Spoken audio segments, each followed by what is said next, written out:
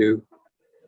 So welcome to the special meeting of council, Thursday, January 13th. It's 4 p.m. and it's being broadcast via Zoom, I believe. It's our live broadcast by Rogers.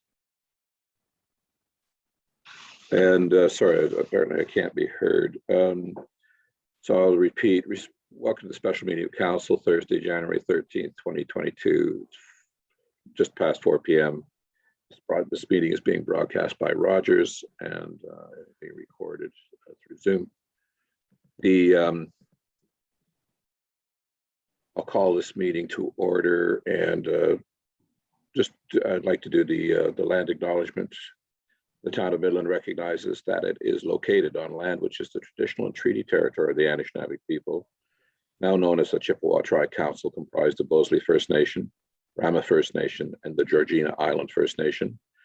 This territory is within the Pre-Confederation Treaty 5 and Treaty 16, and included within the Williams Treaties of 1923. The town of Midland recognizes that it is located on land which is the traditional territory of the Huron-Wendat and the historic homelands of the Métis, and that our town is home to a large and diverse community of Indigenous peoples. I'll ask if anybody has a declaration of conflict of interest. Seeing none, then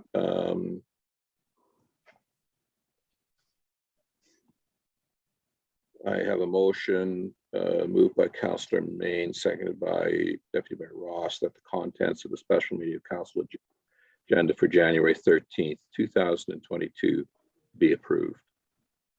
Comments or questions with regard to the motion? Seeing none, all in favor? Thank you, that carries. I will now turn this portion of the meeting over to Mr. Jeremy to introduce the purpose of the meeting and other introductory comments. Mr. Jeremy. Thank you, Your Worship. Good afternoon, members of council. I'd like to welcome representatives from Severn Sound Environmental Association, Cultural Alliance in the heart of Georgian Bay, Economic Development Corporation of North Simcoe, Midland Public Library, and the Huron Airport. Taken together, these agencies, boards, and commissions that are here this afternoon account for approximately $2 million of the town's 2022 tax-funded operating budget. These groups provide services to the residents of Midland and beyond. The draft 2022 budget document includes information submitted by these groups, and this information was used in the development of the draft 2022 budget.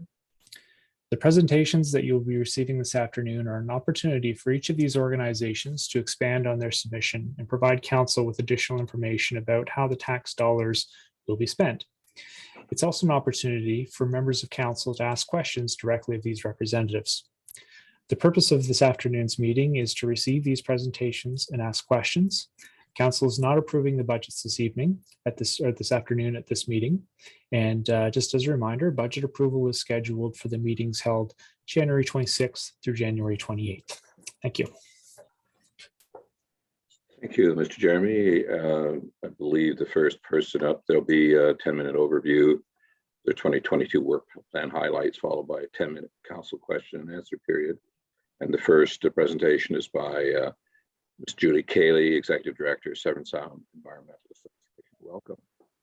Thank you, Your Worship. I believe that the town will be putting the slide deck up. Excellent, thank you. So thank you to you, Your Worship, and Deputy Mayor, Council, and staff, and anyone else watching tonight. I very much appreciate, or I should say this afternoon, very much appreciate your time this afternoon. I will speak to some of our 2021 activities because they will be carrying on into 2022, as well as obviously our 2022 budget request. Next slide, please. With approximately 15 kilometers of the Severn Sound shoreline, along with the lower portion of the Wye River, numerous small creeks, as well as Little Lake, the town of Midland is definitely a critical part of the Severn Sound watershed. Next slide, please. And we are your joint municipal service board, a partnership between 8 municipalities, and have been working to monitor and protect the waters of Severn Sound since the 1980s. I'd like to thank Councillor Carol McGinn, who's your representative on our board. The Joint Municipal Service Board is a cost-effective way of providing environmental services and access for you to, next slide, please. A very diverse team of experts who bring significant experience, expertise in everything from water quality and climate change to stewardship programs, tree planting, invasive species management, and protecting municipal drinking water and more. Next slide, please. And I think we all know the pandemic has impacted all of us and continues to do so. And we continue to adapt our programs accordingly. Next slide, please. As well as obviously trying to manage the changing costs associated. In 2021, we continued to fulfill our legal obligations as a source protection authority under the Clean Water Act. Means supporting you in meeting your obligations under the Act, including local source protection plans and assessment reports, assisting with annual reporting requirements to the province, providing education to both municipal staff and councils on drinking water source protection, as well as reviewing proposals and inquiries to prevent future threats and negotiating risk management plans. And in 21, our staff commented on over 30 development applications specifically in Midland. Next slide, please. And as you know, monitoring is really critical, a component of what we do and critical to our community. These programs, our environmental monitoring programs, allow us to assess not just current conditions, but trends that we're seeing in things like climate, nutrient enrichment in the lakes and rivers, sodium and chloride levels, and classifications of our stream temperatures.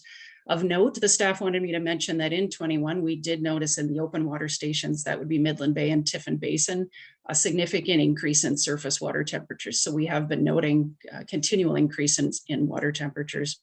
We are awaiting our 21 lab results. So those, as they become available, we will be reporting to our partners.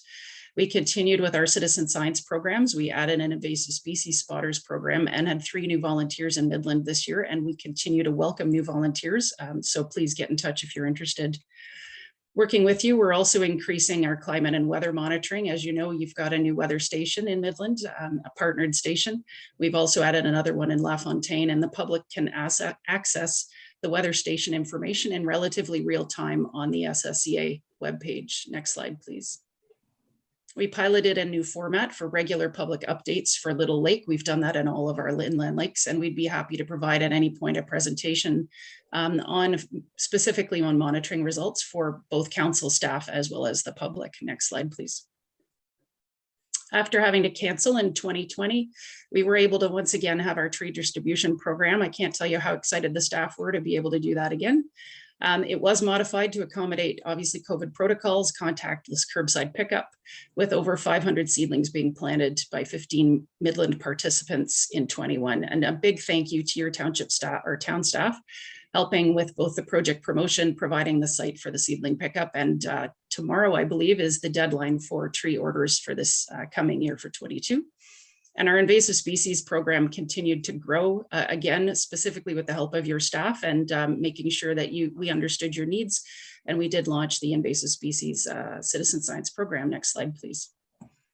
With our first full year with Sustainable Severn Sound or SSS, now part of the SSCA, we continue to support you as your associate member to the FCM Partners for Climate Protection or PCP program, supporting the town's B City membership and as well your NOMO pilot project. Next slide, please.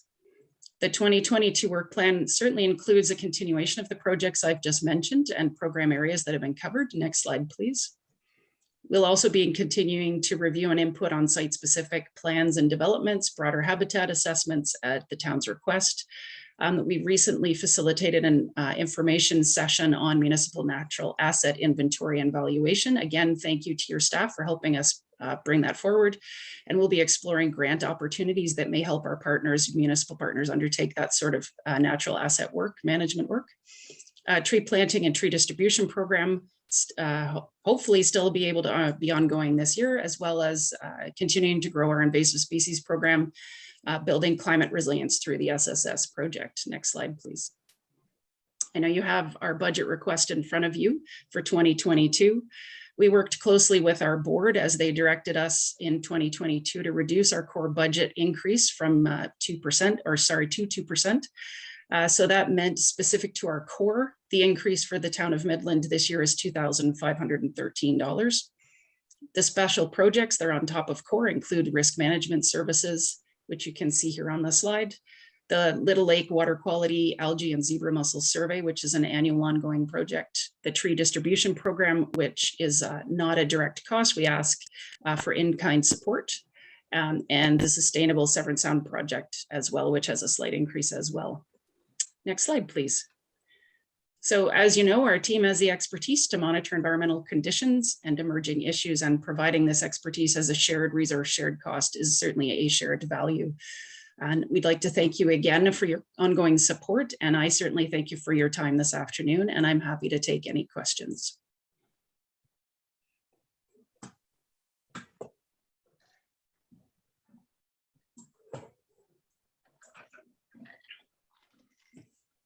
Here we are. As Councillor Gordon said, you'd think we'd learn by now to find a mute button, but anyway. Councillor Main, I see you have your hand up. Thank you, Mr. Mayor. Thank you, Ms. Cayley. Thanks, Julie, for your great presentation. Yeah, I just wanted to mention a farewell to a long-serving member of Sustainable Severn Sound, Tracy Foxborough. I guess she moved on, and we have a new staff with us, Shannon Mawhinney. We haven't had the pleasure of meeting her yet, but best of luck for all of her efforts. I know the Sustainable Severn Sound, I was on that steering committee a couple of years ago, and it's just great work. And that's actually amazing that a sustainability office is run at $12,000 a year shared. That's our portion of it. Just a quick question on invasive species.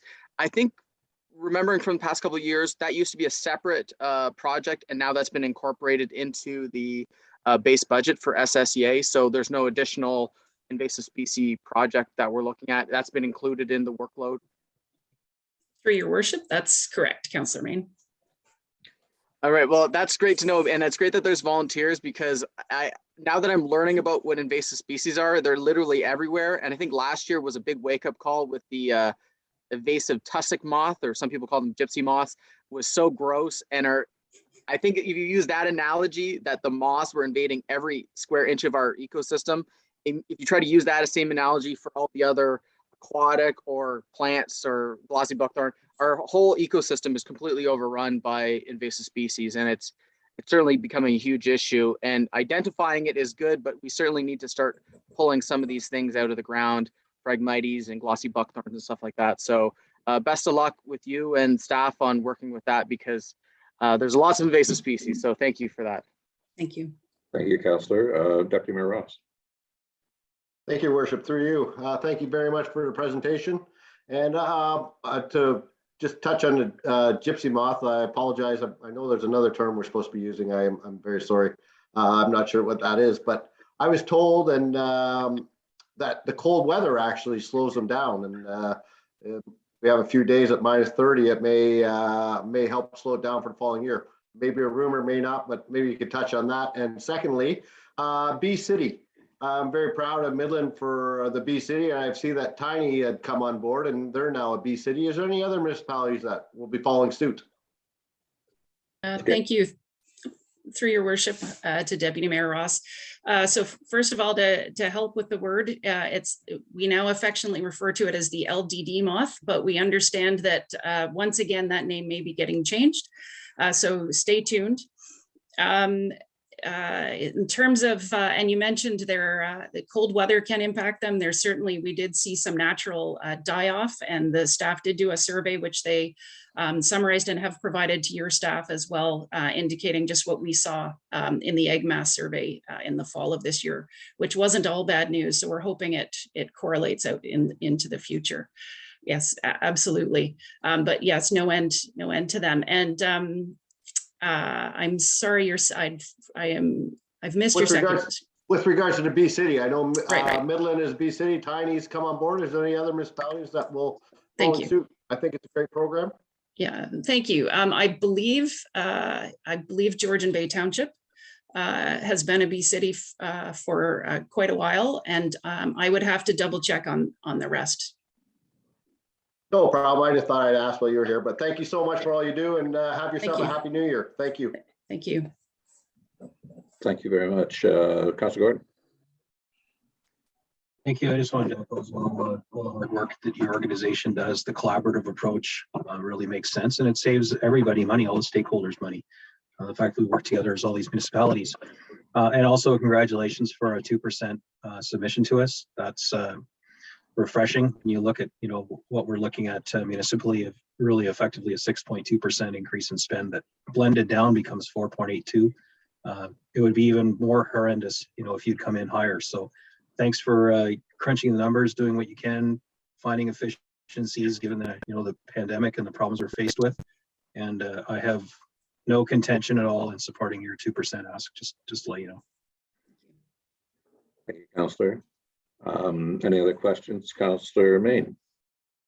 Yes, this wouldn't impact this year, but the town of Midland, we're looking at doing an urban tree canopy management plan in the next couple of years, hopefully next year, maybe the year after. I think it's on our capital plan for 1 or 2 years out. I know that's something that the SSEA has helped and assisted other municipalities in the past. Is that a partnership project that we might be able to look to SSEA for assistance, or would we be required to seek consultants and biologists that would have skill set beyond the capabilities of SSEA? Thank you, through your worship, to Councillor Main. Absolutely, that's something we could look at. If you had your staff reach out to us and specifically what the needs would be, we could certainly let you know.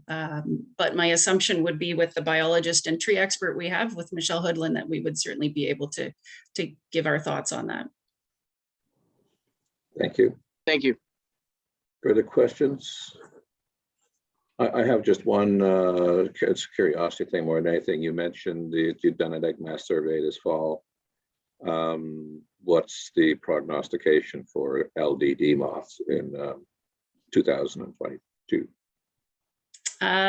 Well, thank you, your worship. That's a great question. And I'm certainly not the moth expert. My understanding is that there was certainly some indication that we might see some less bad infestation coming in this year. But again, that was, it was a survey of selected sites. I believe that both the province and the county have done something similar. And so hopefully we'll know, but we all know nature doesn't necessarily do what we expect it to do. So fingers crossed. Fingers crossed, exactly. Thank you. Well, thank you for your presentation, and thank you for all the efforts of SSEA. As everybody's said, you do wonderful work. It's nice to see the collaborative approach, and I will get you the name of that person for geoparks. I haven't forgotten. Thank you very much. Thank you very much. Have a great evening, everybody. You too. Next, we have Councillor Cindy Hastings, Chair of the Cultural Alliance in the heart of Georgian Bay. Councillor Hastings hails from Tiny Township. Councillor Hastings. Welcome. Thank you. Sorry, I was working to mouse here. So good afternoon, Your Worship, Council and staff. I think you all know me. My name is Cindy Hastings, and I'm the chair of the Cultural Alliance. And I'd also like to take this time to thank your awesome representatives from the town of Midland, Councillor Cher Cunningham, who is also the vice chair, and Karen Mealing. Both Councillor Cunningham and Karen do extraordinary work on the committee and are real valuable assets to the Cultural Alliance. So respecting the time limit, I'm going to walk you through quickly some of our activities for 2021 and outline our plans for 2022. Next slide, please.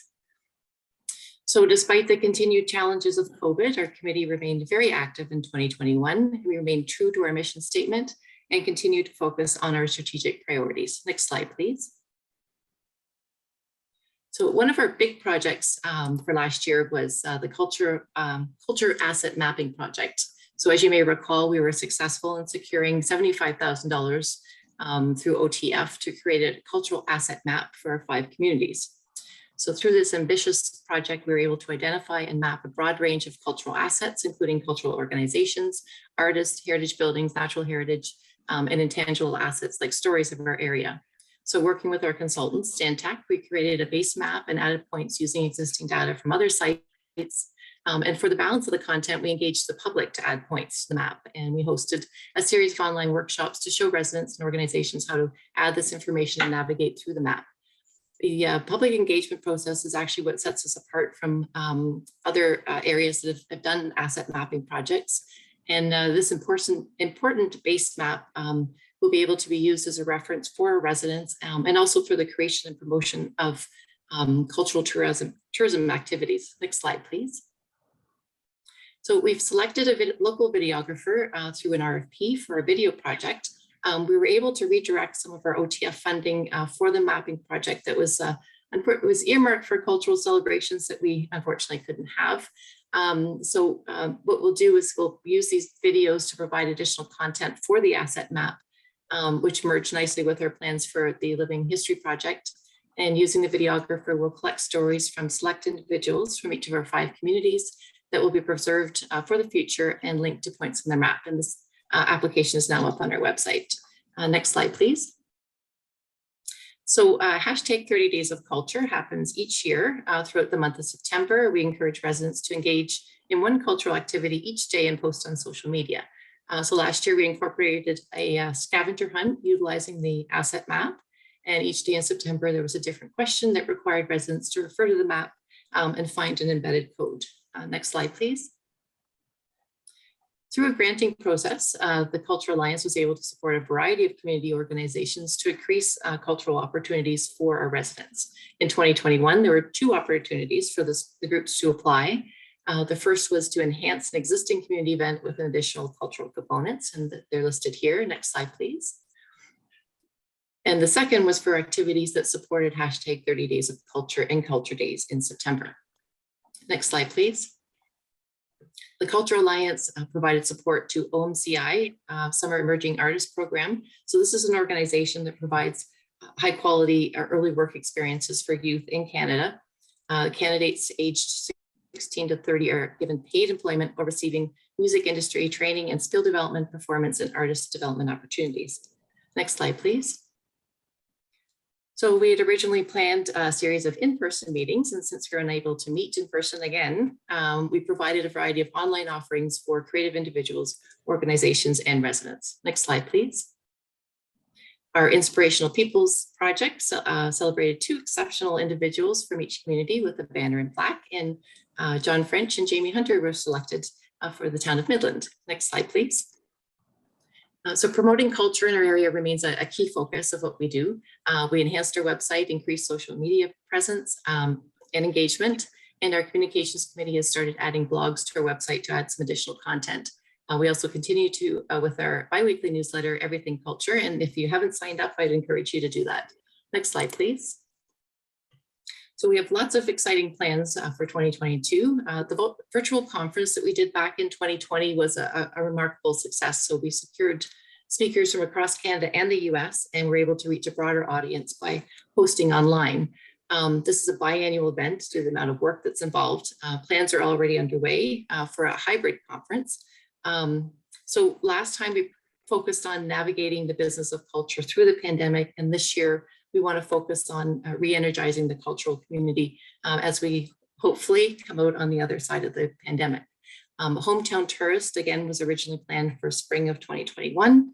Lots of interest in this. Unfortunately, we had to postpone that. So we want to reintroduce these conversations and plan for 2022. This initiative highlights a wealth of attractions, businesses, and dining opportunities in our community and further supports existing shopping and supporting local campaigns. Also to increase awareness of our cultural asset map I mentioned before, we're planning various activities throughout the year because it's important that we keep adding to the content and keeping it current. We'll also be submitting an application for a student position to support this project as well as other cultural initiatives. We'll have Cultural Connections for Individuals, which is a series of creative artistic networking sessions designed as learning, sharing, and networking opportunities for artists, musicians, writers, and performers and other creatives who reside in our 5 communities. Cultural Connections for Organizations will provide an opportunity for networking between our local organizations and is key to ensuring that we meet the needs of the communities we serve. And with so many creative minds in our area, these discussions produce some great ideas and help ensure that we're not creating competing programming.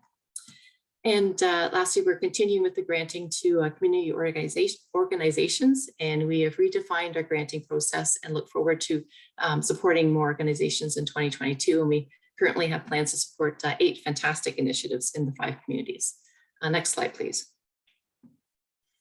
So moving forward, strategic planning is something that we would like to do. So the Cultural Alliance, just taking you back, was began as a one-year pilot project back in late 2019. And it's been a great success.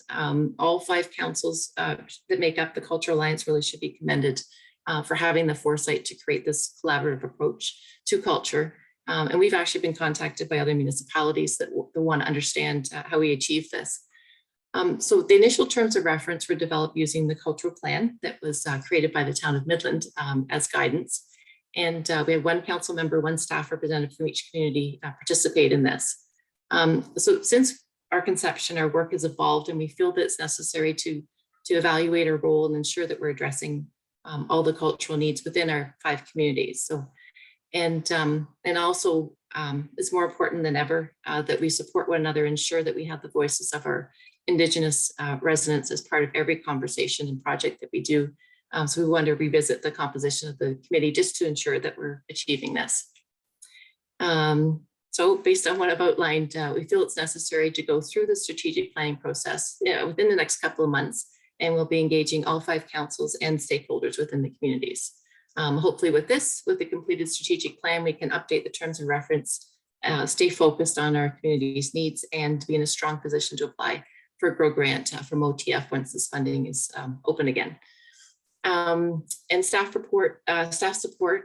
So the town of Midland, in addition to the shared financial commitments from all the communities, you've been providing staff resource person, Karen Mealing, thank you so much, to support the Cultural Alliance. We realize that this cost needs to be shared by all the communities. So the 2022 budget reflects the approximate cost of this staff resource. And this year we haven't asked the other communities for additional funding, but it should be noted that this won't be sustainable going forward. So next slide, please. So in summary, we are respectfully requesting continued collaboration with the 5 councils, support to strengthen our Indigenous participation on the committee. Ask that you help with a grant application to be submitted by the town of Midland for a summer student, participate in the strategic planning process, and hopefully continued financial support of $10,000. Next slide, please. Thank you for your time, and I'd be happy to try and answer any questions. And I hope I'm under 10 minutes. You are well under, thank you. Questions for Chair Hastings? Councilor Gordon. Thank you very much for the presentation. I guess much like 2021 was, as horrible as that was, 2022 is so far not looking like a business as usual year by any stretch of the imagination. And I definitely want to see us planning for the worst and hoping for the best, as opposed to the other way around. How can we justify the 16% increase in spending during the pandemic, to our culture and tourism budget, when we really haven't had much of that for the past couple of years? And the way things are moving along so far with Omicron, and heaven knows what's next, we still don't know whether we're going to see our Butter Tart Festival realize. Are the tall ships actually going to come to Midland? What happens to the funding if they don't or can't? I'm just not entirely convinced that now is the time for such a large increase in our culture and tourism spend. So I'm just trying to understand how if you know about the Tall Ship Initiative, how exactly is this being funded, and what happens if it doesn't happen? I would suggest, Councillor, that this is a conversation particular to the Cultural Alliance and not the broader culture budget. I doubt Ms. Hastings has, or Chair Hastings has, firsthand knowledge of the tall ships and some of the questions you're posing. So if you have questions particular to the activities of the Cultural Alliance, they're asked of continue to ask, or so they're asked for a continuance of the $10,000. I'd entertain that, but I think to go beyond that at this point, Chair Hastings really doesn't have the wherewithal to answer those sorts of questions, I don't think. Okay, that's fair. That's fair then. So I mean, the 10,000 that we've been committing and spending all along, I feel we've been getting good return on investment. It seems like a valuable item. When you're talking about the salary, helping to offset Miss Mealing's expenses, because we already pay her in Midland, does that mean that of that $10,000, we're we're going to be using that ask of each of the municipalities to help offset those expenses, or is the plan in a next budget cycle to be offsetting some of those expenses by sharing the cost of Ms. Milling's contributions? Yep. Through you, your worship, to Councillor Gordon. Thank you for the question. So yes, so this year we realize that we all need to be participating in the cost of a Karen's salary. I'll have to work out the details, obviously, with your staff. But yes, so and then going forward, as you know, it won't be enough to sustain that. So we'll have to have a conversation for 2023. But we believe that we can do that within what we have for 2022. A follow-up, Councillor. No, I think your point's well taken. I was looking more broadly at the whole culture and tourism, not specifically at their piece of that puzzle. So sorry, I didn't mean to catch off guard on that, Cindy. It's okay. We'll have a chance for that one on the 26th. I think it is. So, any other questions for comments for Chair Hastings? Oh, sorry, Councillor Prost. I did see your hand earlier. Thank you, Chair Hastings. I'm not sure if my question's answered or not. Have the other townships committed to their share of their $10,000? They already have? Yep. Through you, your worship, to Councillor Prost. Yes. Yesterday, the Township of Tiny, we haven't ratified our budget, but we did confirm the $10,000. Town of Penetanguishene, Township of Tay. I haven't been in front of Bosley First Nations yet. Okay, well, thank you. I think this is fantastic what you guys do. I just hope we get our world back and can enjoy it better. Thank you. Yeah, I agree. Anybody else wish to comment or have a question? I don't see anybody. I would agree with Councillor Prost and Councillor Gordon that we get a lot of value from the Cultural Alliance for the money that's put in. Thank you for the hard work. I know it was behind all of that, both to yourself and to Councillor Cunningham, or Vice Chair Cunningham. It's really nice to see how it's come together and everybody's pulling together in the same direction. So thank you for that. Yeah, thank you. So if there are no other questions, I'll say thanks and let you go and enjoy the rest of your evening, and we'll go to our next speaker. Thank you, Cindy. Okay, thank you very much. Take care. Next, we have Mr. Ted Salisbury, who's the chair of the Economic Development Corporation of North Simcoe, and he'll be speaking to the EDCNS submission for funding. Mr. Salisbury.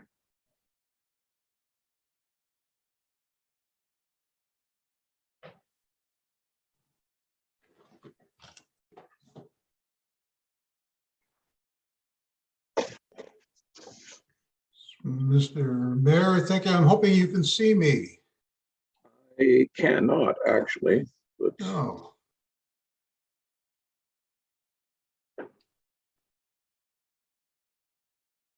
Let me see what I can do here. I can hear you. You can hear me? Yeah. Well, I'll assure you I look better than I sound.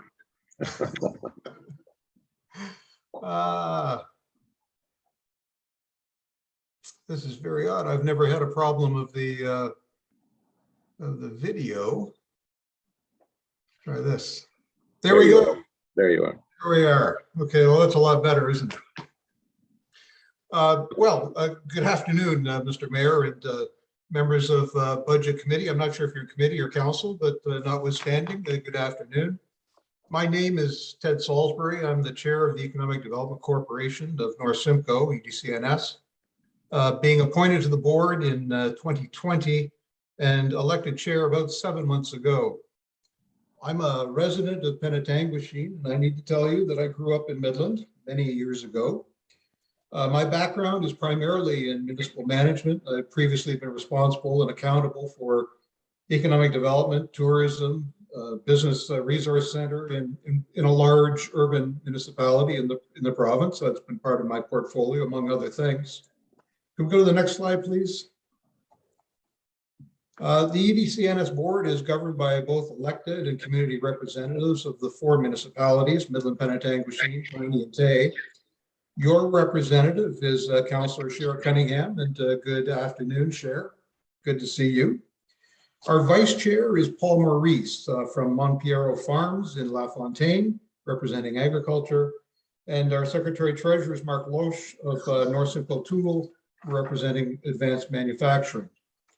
We're joined by 4 other community board members chosen for their particular backgrounds in economic development sectors and board governance requirements. We currently have 2 vacancies, and our nomination committee is in the process of presenting their recommendations to bring us back to a full board. Today, I was invited to make the presentation on behalf of UBCNS to support our 2022 budget funding request of $168,000 from the town of Midland.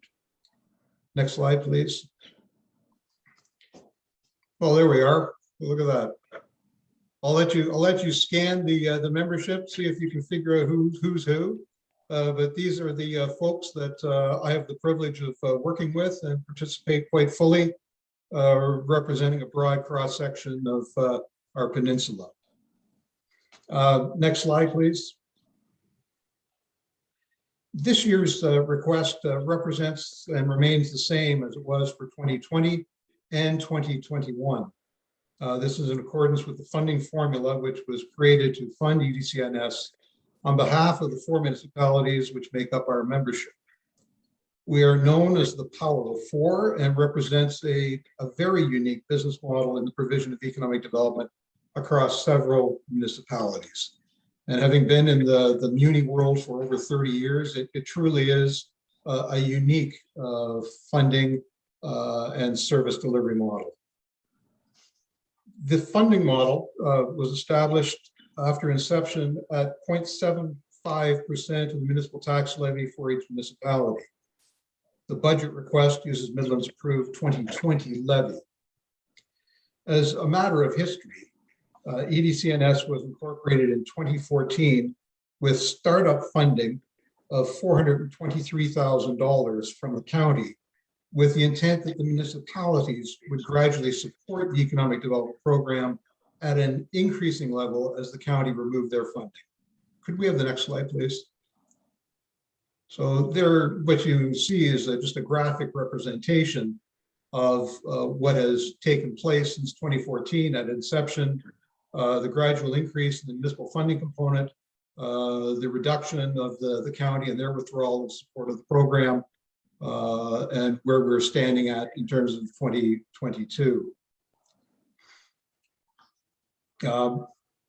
2018 was the last year that Simcoe County funded EDCS in the amount of $50,000, while the municipalities provided $382,856 based on the 0.75% of the municipal tax formula in 2019. We operate with the revenue from the municipalities in addition to grants from the federal and the provincial government in terms of any programs that we are eligible for. And we thank you for your continued support as well. Next slide, please. In 2014, EDCNS consisted of 1 staff person. Now EDCNS consists of 3 full-time staff plus a contractor, being Eagle Eye Bookkeeping, to manage our financials. We are currently in the processing of transitioning tourism service delivery in creating a new relationship with the County of Simcoe while retaining local board control of brand, channels, and service priorities. North Simcoe has experienced positive growth since 2014 when the EDCNS began. And although we find ourselves in a continuing pandemic, hopefully to become endemic at some point, employers at this year's Business Roundtable remained active in seeking staff for growth. And it would not surprise you that one of the most significant issues confronting the business sector is the cost of housing, both rental and owned. Supply chain issues at the front end and back end are equally problematic. Our planned focus for 2021 was business retention and expansion, making a pivot from prior focus on business attraction. We developed this plan with the help of supporting focus groups in manufacturing, tourism, agriculture, and entrepreneurs and innovators. The vision for our 2021 recovery was actually recover, rebuild, and renew. We all continue to support the development of conditions that enable a strong recovery and position North Simcoe as a top destination for tourism and value-added investment. In the next 3 months, we shall see our Economic Development Director of more than 7 years, Sharon Vay, stepping down, and we've begun the process of seeking a replacement. We shall build our 2022 work program to complement that of the county program to avoid duplication and seek areas of cooperation.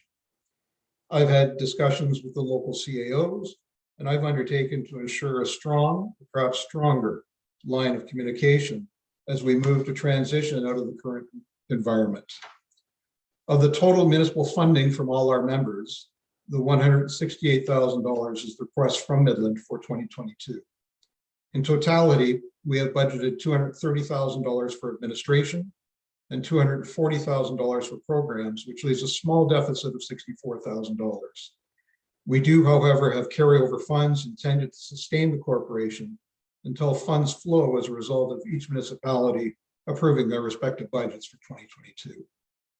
Your support of our program, when combined with that of the other municipalities in the Economic Development Corporation North Simcoe, will ensure continued promotion of our peninsula as a place for tourism, business expansion, and retention. Thank you very much for indulging me, and I'd be pleased to try to answer any questions that you may have. Thank you, Mr. Salisbury. I see Councillor Main. Thank you. Thank you for the presentation, Mr. Salisbury. Just a question on tourism. Sorry, you mentioned something that there's a change or shift in how tourism is going to be delivered. Are we still operating under the North Simcoe Tourism brand that was created? We still have the heart of Georgian Bay and our branding of North Simcoe Tourism. We have over the last year and a half had 3 persons who have acted as tourism managers within the EDCNS envelope. In the last round of recruiting, we experienced a very difficult time in being able to recruit from the position. As a result, the EDCNS board started thinking about how we might be able to provide some alternative service delivery. So we reached out to the County of Simcoe, and they, of course, have deeper pockets than we do, and have some staffing resources that could be of assistance to us. So in terms of alternative service delivery, we've entered into discussions in terms of being able to provide some funding and have them undertake some of the work that we would normally just be using a staff person to do, but we would have the benefit of having a broader range of resource to complete the work under our guidance, under our direction, in accordance with our strategy, and in accordance with the priority setting that is done by EDCNS. So that is the current status. That hasn't been ratified at this particular point. I understand that County Council received a report from county staff. I understand that that was approved, but as I've explained to some people as there were discussions taking place, until such time as EDCNS board sees the completed agreement and it is acceptable to us, then that's the only way in which we'd be able to proceed. I thank the County of Simcoe for taking the initiative and being able to have their lawyers vet what might be needed in terms of any form of agreement, but it still is up to EDCNS to ensure that we protect our brand, protect strategic direction, and ensure that we get the best value for the money in having service delivery and look out for the betterment of Midland, Penetanguishene, Tiny and Tay. Thank you. Councillor Shevsky. Thank you. Can you hear me okay? I'm on mobile. Yes. Okay, beautiful. So thank you for the presentation. Certainly always supported EDCNS in my years here at council, so I appreciate that. What was your most exciting accomplishment of 2021, and what gets you out of bed in the morning for 2022? What's the exciting Well, plan for next year?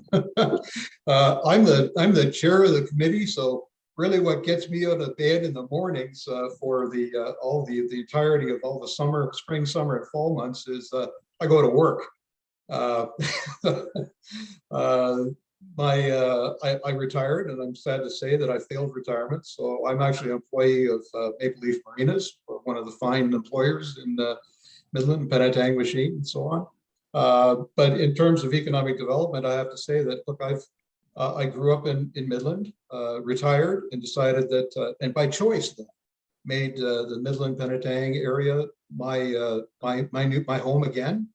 My expertise is in running cities, worked as management consultant and so on. So what charges me up is trying to make improvements as incremental as they can be and as constrained as they have been over the last 2 years with COVID to better advance our communities and try to highlight as best as possible the reasons why people would want to move here, move their money here, move their business here, get educated here, and recreate and enjoy either on a full-time or part-time basis.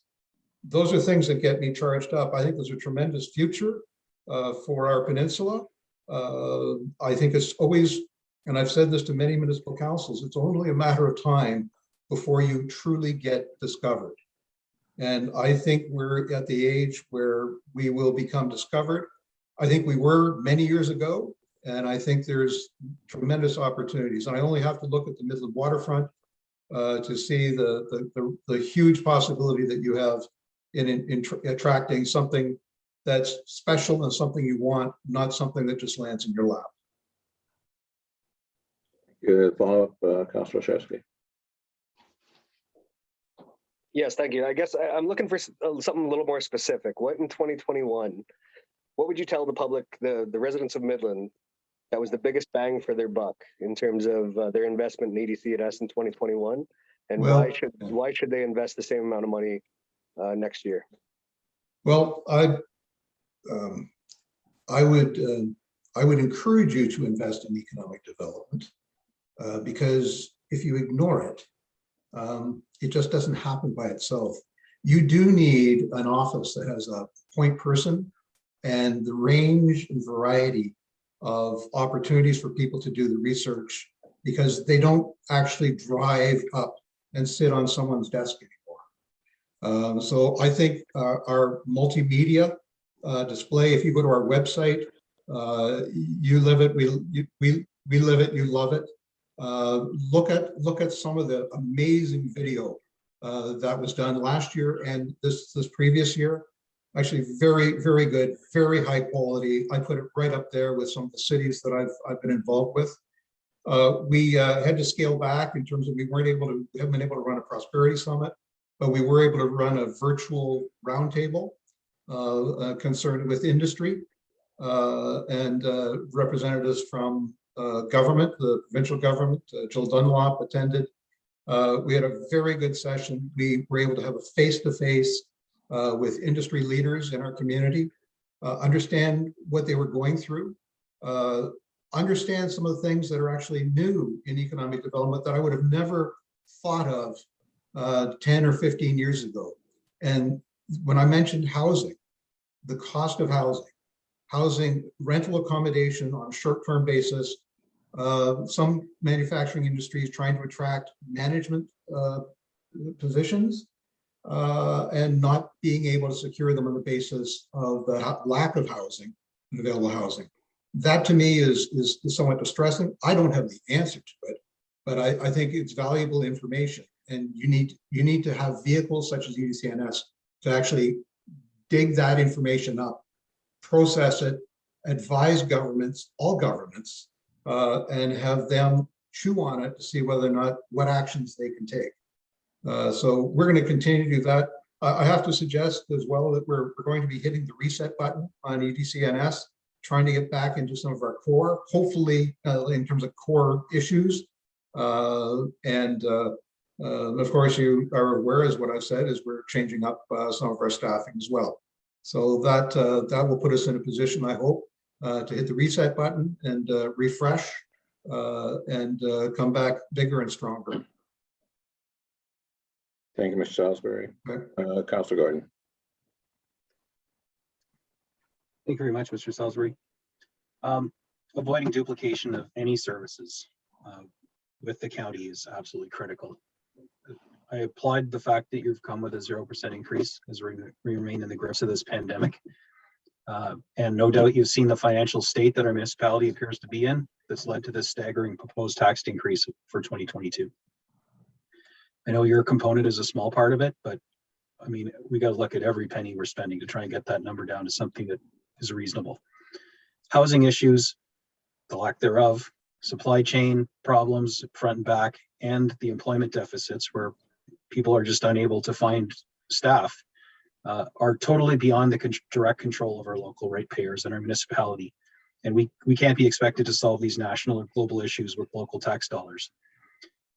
Where I'm going here is in the past 3 years that I've been, approving the funding for EDC&S, I'm still looking for some tangible visual even of where do we see the wins that are directly attributed to the efforts, your efforts, and the residents' contributions to funding.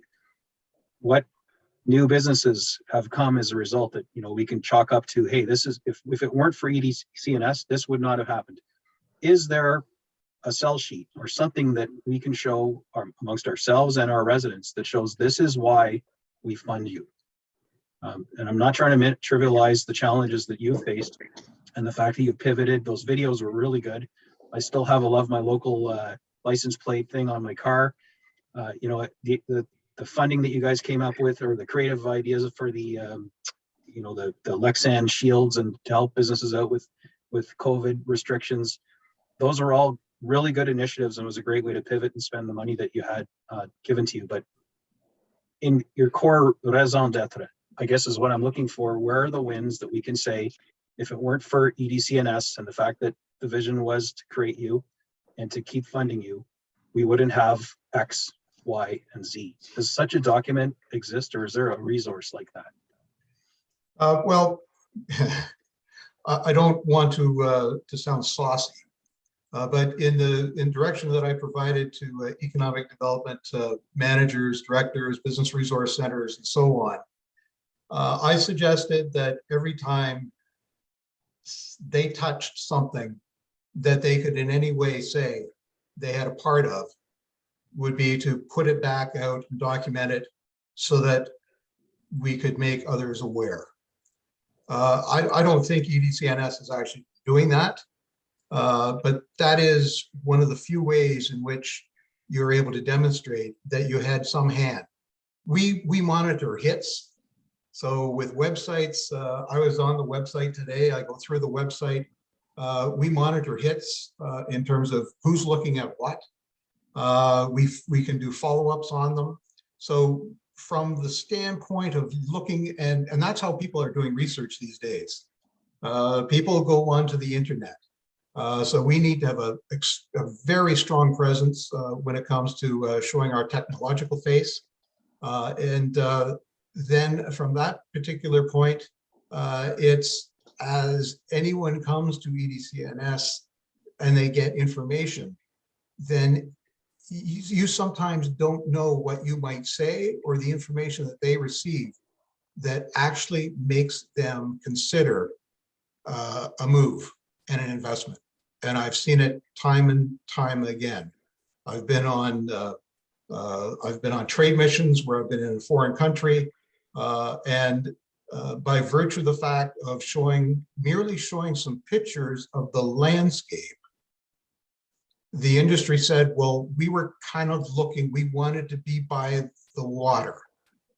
And our employees, we want them to be able to find a place not only to work, but to recreate.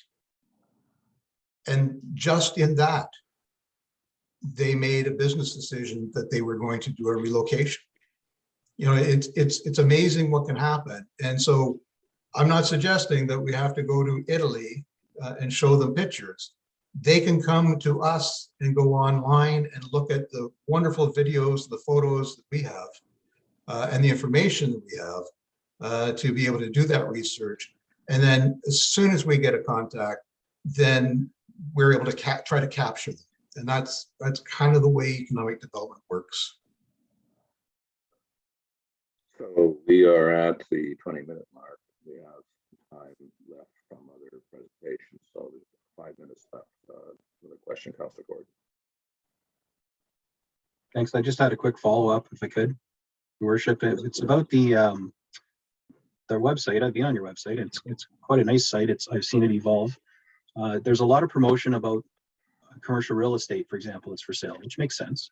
I'm just wondering, with the fact that we're promoting that on the EDCNS website, and hopefully we can talk about this publicly, do we get any type of commission for helping to expose that land and sell it? Is there any type of incentive that we've created in the levers that we're pulling to make all this happen? Or is it all really altruistic and it's just part of the mission of the EDCNS? Yes, Councillor Gordon, I appreciate it. And if I thought that was a money-making venture, I would recommend it and be able to subsequently reduce the budget in some way. I'd like nothing more than to pick up a couple of % on every commercial property sale in the town. But no, we do it as a part of lure is what it is. So at times, investors, large development companies actually will prefer to speak to a municipal representative or a representative of an economic development corporation before they actually hire folks to look at real estate negotiation. They do their own due diligence and they want to get into these discussions with their eyes wide open. So us actually showing the sites both for commercial and industrial purposes, I think just is value added. And I think you just have to look at that way. And frankly, if we can take one of those empty buildings and instead of it becoming a building for storage and actually have it being a building where there's some form of manufacturing or advanced manufacturing going on, actually employing people, then I'm all for that. Thank you. Councillor Shevsky. I keep trying to hit spacebar on my laptop because my cell phone's sitting on my laptop. But just quick question. You mentioned $64,000 deficit, but you mentioned you had a carryover from previous years. To what extent do you have a carryover? Yeah, so we'll continue with our carryover. I think we'll be about $120,000 this year. So we recognize that until the municipalities approve their budget, the funds flow, because actually running municipalities, I know all the money doesn't come in all at once. So we show a deficit, and then as the levies, as your taxes come in and you move to us, flow the funds, then it puts us back, it puts us out of a deficit. But we have some surplus funds because of some money's not spent from previous years. My preference would be to look at our work program this year with a new economic development officer and really give a shakedown on the budget and our requirements for budget. And I don't believe that we should just take money and not use the money. So that if there is money that is not used, then I think you would ask us to either hold it as reserve or give consideration to the future of having to make some form of adjustment. But I don't think, my personal view in terms of taxation is people pay their money and they should get paid, get a return on their money. So I think that through this year and with our hiring changes, we'll be able to look at our budget and our budget requests in a more critical manner for next year. That's all I can say right now. Thank you. I just wanted to make an observation, if I might, in the minute or so that's remaining. Western Ontario Wardens Caucus commissioned a 9-month study looking at employee attraction and retention. It's one of their primary focus areas. They reported out in broad terms to the Economic Development Committee at Simcoe County. They've got quite a bit of data on Simcoe County, and it'll be presented formally to Wardens Caucus, Western Ontario Wardens Caucus, on February 11th. that point, there's going to be a lot of information that will come out on their website, resources that would, I think, be beneficial to EDC&S. It complements and enhances the information from county, but it also highlights the role of site-specific or community-specific economic development initiatives as being very, very important to, because until you acknowledge the problem and try to start to deal with it, the problem just isn't there, it just doesn't register. So I would recommend that on the 11th, you look at their website for some resources. The comment I think you're hearing from people here is that we are looking for specific metrics that would tell us, you know, there's a thing comes forward, but a bang for a buck. So look forward to seeing your work plan for this year to see what metrics might be able to come to the fore, just to give people something that they can grab onto. I worked in business development, which of course is the flip side of the economic development coin, the obvious side, and I know how hard it can be to do those metrics, but they are out there. So I would encourage you to do that as you move forward. And I would thank you for your presentation, the hard work that's going on. I know you're going through transition, and we're looking forward to the change and working with EDC&S to improve the economic climate here in North Simcoe. Thank you, Your Worship. We're looking to do the same thing. Thank you. So with that, I will move to the next speaker. Thank you, Mr. Salisbury. And there it was CEO and Chief Librarian Tricia Hayes, and also Ms. Weishar, who is the board chair. So welcome to you both. And I'm glad to hear that you've got some heat on the library now. It's a little more comfortable than it was a couple of days ago. And that you are now open to the extent you can be running the book drop. So I'll hand it over to you, and you can speak to your budget and so on. Thank you. Thank you so much, and good afternoon, Your Worship, Deputy Mayor, Council members, and staff. And thank you for the opportunity for Trish and I to join you this evening to talk about the request for the Midland Public Library for 2022. During a very challenging year, as we all have had over the last little while, the library has continued to serve the community with expanded programming and our physical materials and digital resources. The library has increased our social media reach and continually worked on enhancing community partnerships. The Midland Public Library Board and staff have worked hard to ensure that we have remained resilient and efficient during a COVID-19 pandemic year, while focusing on the health and safety of our staff and patrons. The Midland Public Library over the last year saw challenges with several key staff vacancies, particularly our CEO, and entered into a search, and we're very thankful to have Trish Hayes respond to that and join us, and 2 key programming positions. Despite this, staff managed to maintain or grow services over the last year. We believe that a close working relationship with the town will help us to continue to have positive impacts in the community. This will enable the library to prepare the future workforce and provide resources and help for the community in times of social change. The library seeks to improve technology inequity and support the community with the challenges they face in a digital world. Our collections, services, and programs provide engagement, inspiration, and empowerment for all members of our community. Next slide, please. So this slide presents some of the statistics that the library has gathered over the last year, with a 39% of the Midland community having an active library card, which is 3% higher than Ontario average for libraries with a similar population, but 9% higher than the average active card membership for all of Ontario. Our library internet access, the in-library internet access, saw 8,210 hits despite the library being closed quite a bit over the last bit of time. And our website sessions have actually seen 48,602 hits. And social media has become an extremely popular way of communication, and social media views have totaled 324,111 views over the last year. We're continuing to look at new programs to continue to expand our membership, such as a Welcome Baby program that would provide a library card and Welcome Baby book to all newborns in the town. We're also looking at working in cooperation with local merchants to offer seasonal discounts to valid library card holders.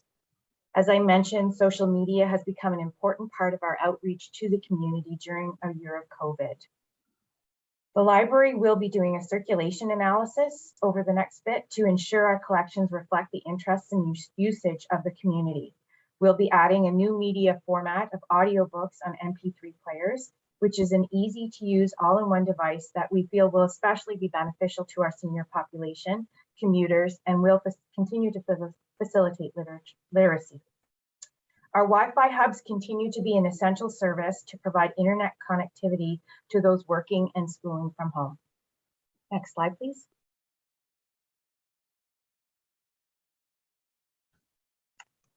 I think we're a little bit out of order. The library team over the last year provided 550 virtual programs to the community. And overall participation was up by an average of 14%. And some of our programming highlights included 65 free tax returns created for low-income families, our increased Indigenous content, a focus on personal finance, nutrition, mental health.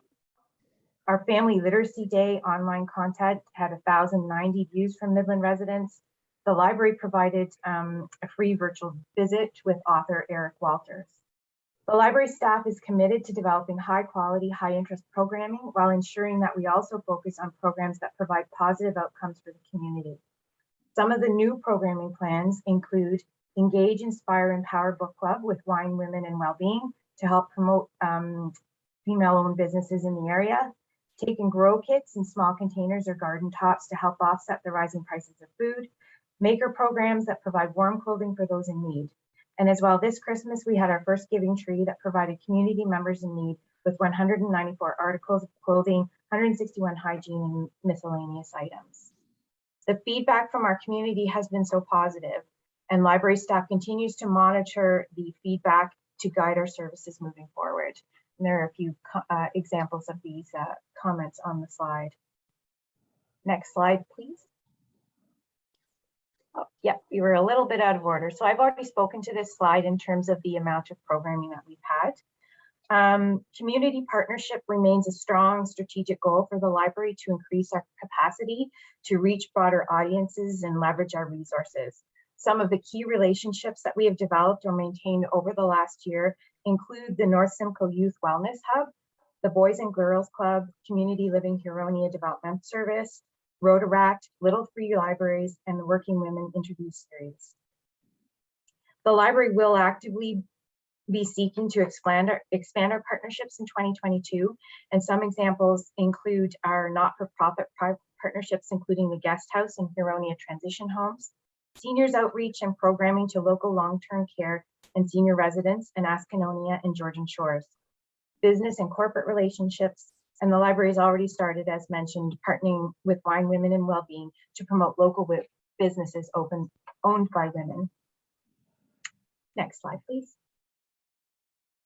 The library has also been actively seeking additional funding through grants. We were successful in securing funding through the following grant programs: the Ontario Trillium Foundation Resilient Communities Fund, International Dyslexia Association Ontario, the Cultural Alliance Support for Cultural Days, Huronia Community Foundation Smart and Caring grants for the Tween Book Club, and also 2 emergency community support grants with activities in 2021. These represented over $30,000 in funding, and we'll continue to seek these opportunities in 2022. Next slide, please. The Midland Public Library Board and staff have worked hard to streamline the 2022 capital budget and have prepared a budget that requested 2.3% over the 2021 budget. The final budget that is being presented does show an overall 3% increase due to municipality directed increases for insurance, utilities, salaries, and benefits. And the next slide. And this slide is a summary of our revenue and expenses for the Midland Public Library 2022 budget, with the projections from the town for increases on salaries, insurance costs, and utilities. And the next slide. The library is committed to continue to serve the public as well as working with council and the town to ensure that we are prepared to meet the emerging needs of the town of Midland and our communities. I thank you so much for your time today, and Trish and I would be more than happy to answer any questions you may have. Thank you, Chair Weisher. Comments or questions for either President or Councillor Gordon? Thanks a lot.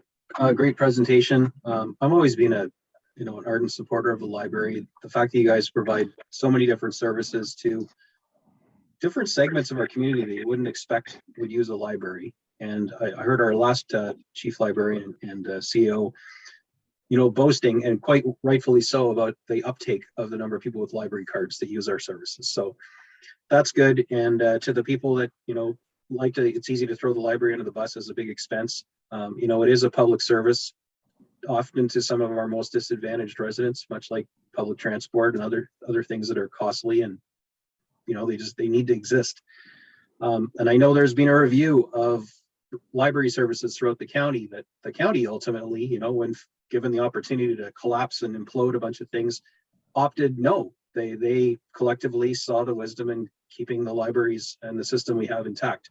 That being said, we still got to be in reality mode here, and that Midland's facing, it's still a 6.2% increase, but it blends down to 4.82 right now.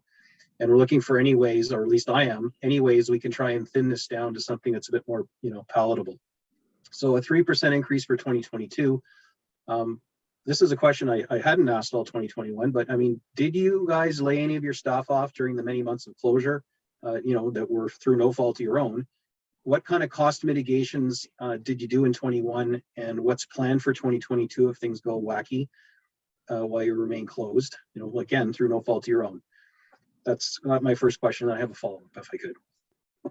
So thank you for your question. We actually did lay off staff, and we did not use our security service. So a lot of our costs are much lower for 2021, and we continue to have the same plans for 2022 for the months of closure. We did plan for a regular year, and that's what you're seeing. But as we move forward, we do make some measures, and we do take some measures, and that'll be evident when you see the final numbers for 2021. Gordon. Thank you. That was the other one I was going to mention, actually, with security. That was kind of third one. Security, I understand the rationale as to why we ended up with security. And of course, I don't think we've experienced that same issue for the past, almost couple of years, largely due to the fact that you're closed and it's the pandemic. However, would it be, absolutely unreasonable if we asked you to forego the expense of security for this year to bring the budget down a bit and just have you dial 911 like every other business and resident in town when you get someone you don't want on your property? Sure. So I actually have a third one after this, but that just segue into security. So I was somewhat expecting this question based on our history. So I did do a little preparation for the answer, quite frankly. So I did look in the statistics, and when we first got the security, it really proved to be an effective deterrent. So within 2 months of having the security service, our serious occurrences went down by 50%, and within 3 months, they went down to 30% of previous levels year over year.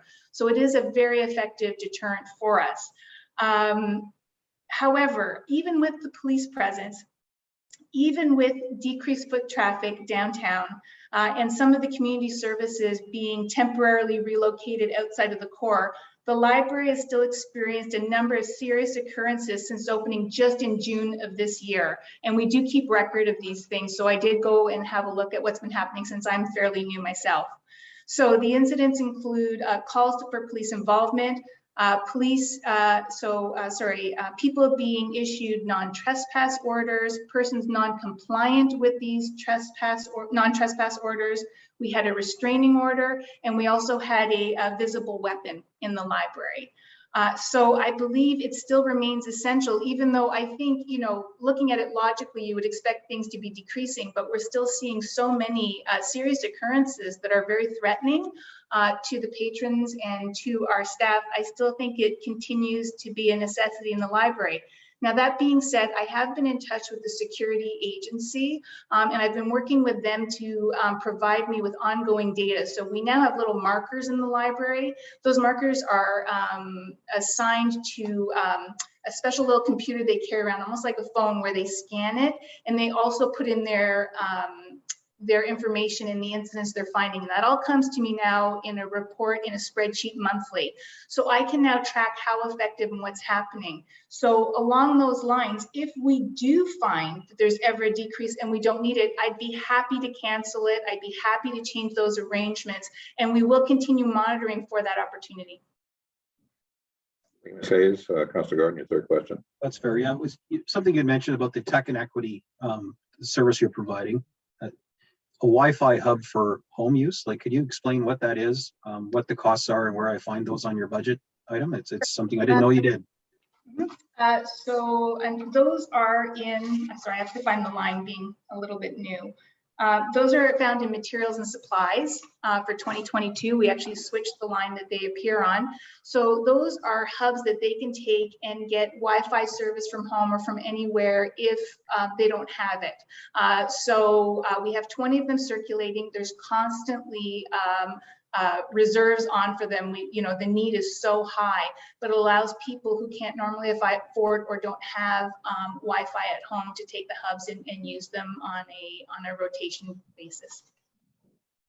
Okay, thanks. I mean, that sounds like a really, very good service, nice service to have. I don't know where else you'd get that. Again, I'm just wondering if, looking for $25,000 or $500 in savings, if that would that be a crippling blow to the community to not have the library, aka municipal taxpayers, fund that internet for folks? So again, I think it goes to the fact that these are people who are the most in need for these services. Especially during the pandemic, I think it's hard to stop this because this helps children do remote learning, and it also helps people work remotely. So I think it's become an even more important part of what we do, and it's one of our most in-demand services. So thank you, Ms. Hayes. I'm just going to open this up to anybody else with questions now. Thank you, Councilor Gordon. Good questions. Councilor Prost.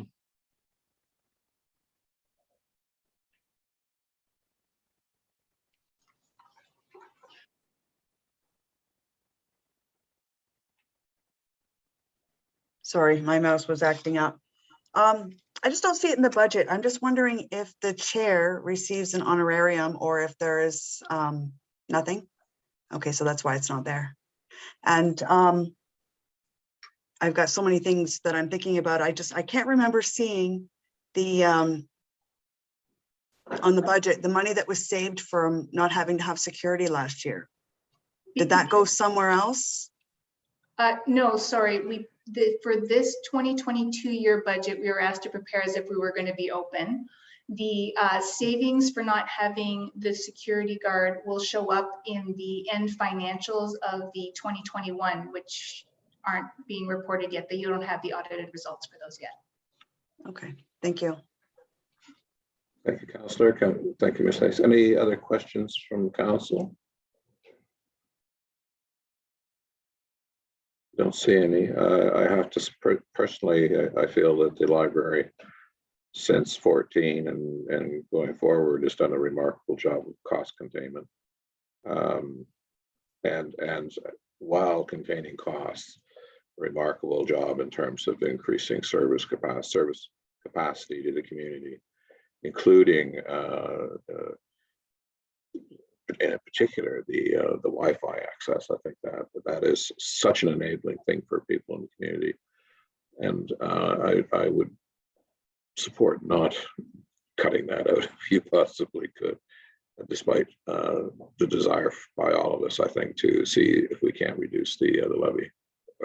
So thank you for a remarkable job. I hope you continue. Oh, I do have one question though. If you didn't consume all your funds, is that going to reserve, or does that just? I'm sorry. If you under expended on your 2021 budget, does that go back to reserve or within the municipality? Do you know? I'm sorry, I don't know. That was a question I was going to have in a meeting shortly. So no, I'm sorry, I don't know. Mr. Jeremy, can you comment on that? Certainly, Your Worship.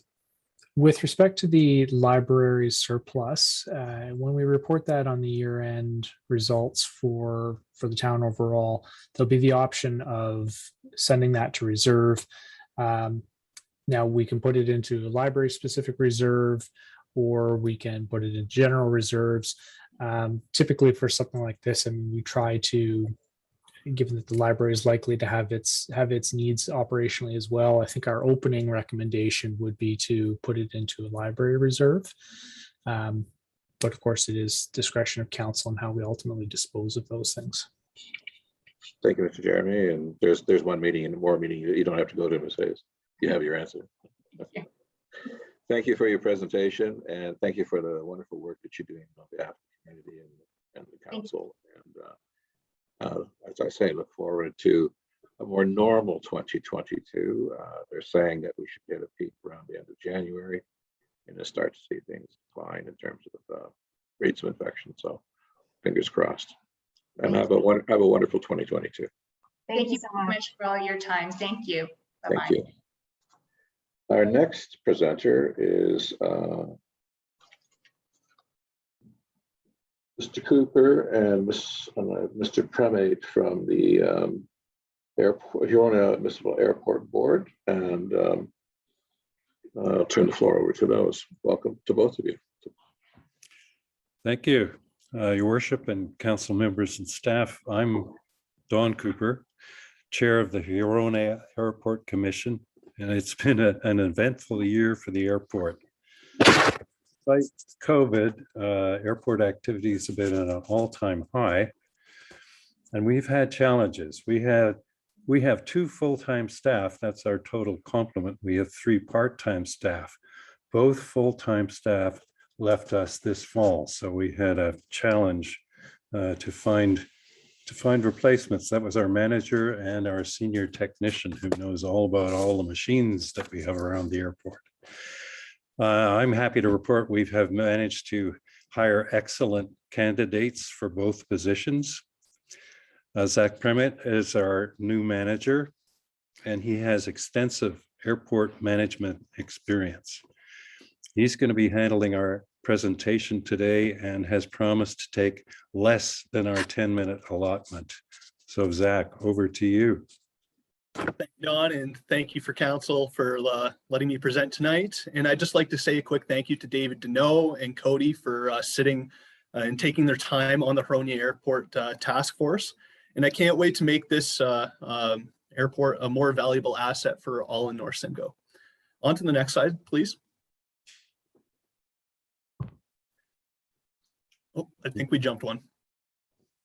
So on this slide here, we've just got our fuel sales, aircraft movements, operating revenues and expenses, and then we're going to be talking about some highlights.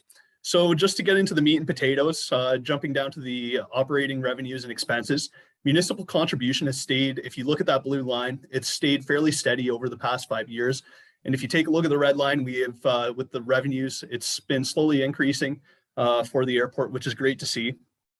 Over to the highlights side, jumping to the 80% increase in aircraft movements since 2019, 4,800 local aircraft movements, 3,000 itinerant aircraft. To give you guys a better understanding of what an itinerant aircraft means, it's any aircraft that's not permanently based at the airport. And also, we have the value of military, police, and medevac using the airport. So we had 8 military aircraft, 48 police services, 16 medevac, and 63% increase in fuel sales. 50 resident aircraft here on site with 30 private hangars, 100% occupancy rate for airport-owned hangars, and an installation of state-of-the-art fuel system thanks to the previous year's municipal contribution. And we got part of that previous contribution. We replaced our primary snow removal equipment, which was a Volvo loader, which is running flawlessly. On to the next slide, please.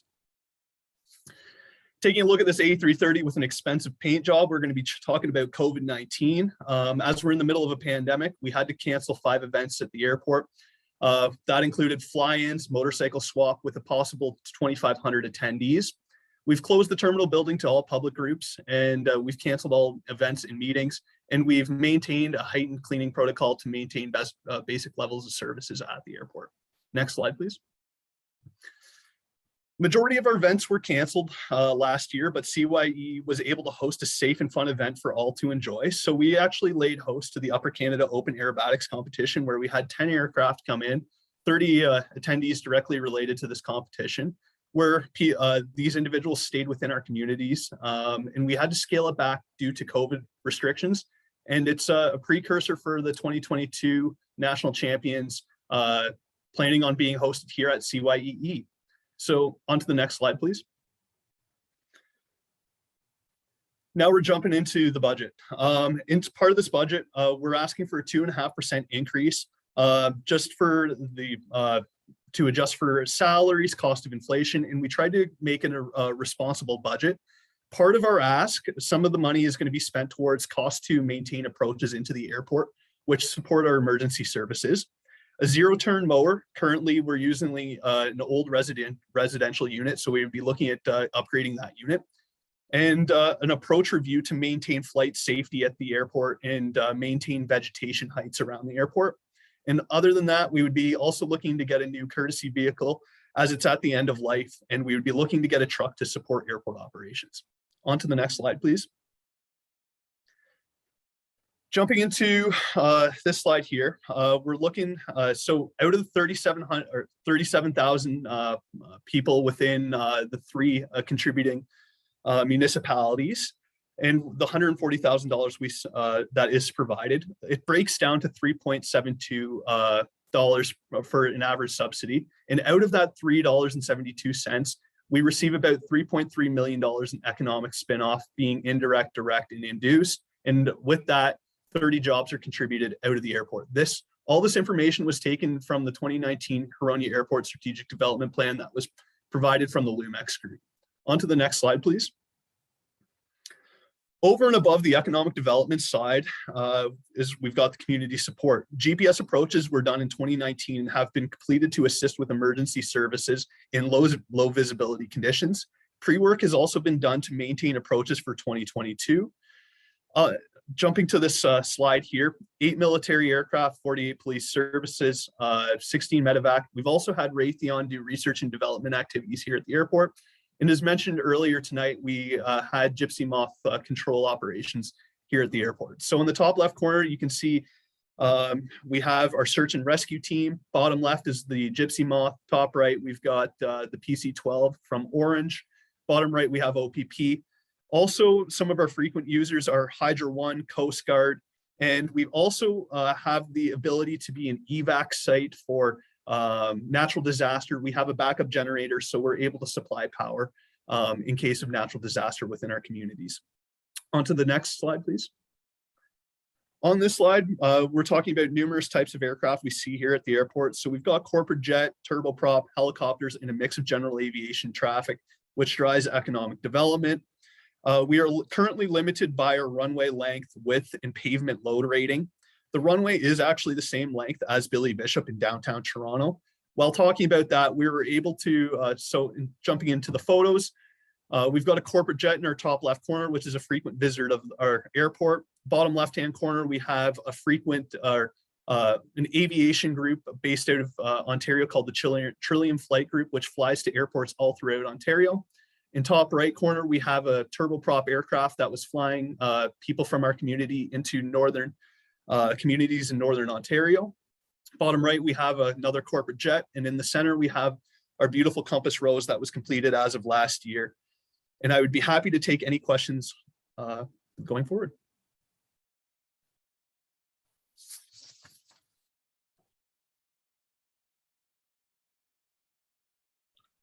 Mute button, right. Councillor Gordon. Thanks a lot for your presentation. It's always been a bit of a head scratcher for me, honestly, about the airport and its value to Midland residents. I know we own 50% of it. And, you know, it's just one of those things, we don't subsidize all the marinas around, and they attract a lot of people and a lot of dough and a lot of jobs into the municipality, but we own the airport. So we do own it. And so we have obviously an obligation to keep funding it, keep it alive, because we own it. So, or we're 50% owners. But while we're talking about costs and cost recovery, and it is nice to see the trend towards economic sustainability, when the police and the military and medevac and everybody uses our airport, do we send them an invoice? I mean, because we get bills from OPP for everything they do for us. And we want to make sure we can recover our costs from them. So when they use our airport, I know they're helping us, saving our lives or whatever they're doing, catching a bad guy, but they're still charging us for that delivering the service to Midland residents, assuming it's a Midland call, do we get money back in any way, shape, or form from them? And is it market rate for them using our airport? Through you, Mayor, to Councillor Gordon. To answer that question, yes, we do collect fees. We have landing fees. We have a commercial landing fee for all our operators that fly in under a commercial status. And we also collect, obviously, if they're taking fuel and stuff like that as well. Thank you, Mr. Bennett. I think I saw Councillor Main. Thanks so much. Yeah, it's good to see a familiar face. I recognize from somewhere, maybe Lumex group. Speaking of that, we've got a report from December, and I unfortunately just got to it just now. Lots of great discussion and development around the future of the airport. And as Councillor Gordon was saying, I think one of the biggest reasons for continued investment in the airport is not the private planes, but it's certainly for emergency management and having that asset, because as we all know, what can go wrong will go wrong. Ice storms and hurricanes and torrential winds and tornadoes and all that stuff, you know, knock on wood, doesn't happen, but the airport's there in case we need it. So back to the strategic planning and the review and the future of that. Could you give us a 30-second, or maybe that's unfair, a quick update on the strategic planning and where we're going in 2022? Thank you. Mayor, to Councillor Main. We're definitely looking at all the non-aviation and aviation related opportunities here at the airport. As to give you guidance, I would recommend, I would definitely let you know that we're ended up presenting a Huronia Airport Task Force meeting where we're going to give basically a strategic roadmap where we can talk about runway improvement and expansion, and that should hopefully happen in the spring of 2022. Thank you. Anybody else with a question or comment? Councillor Downer.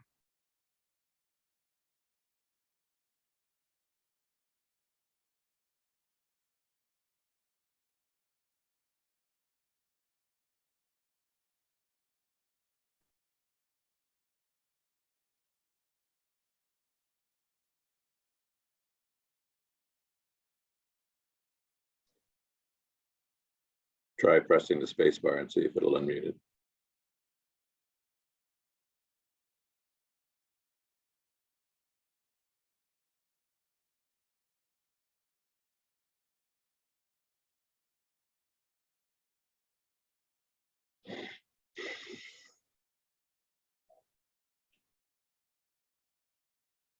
I don't know what happened. I just lost power there for a minute.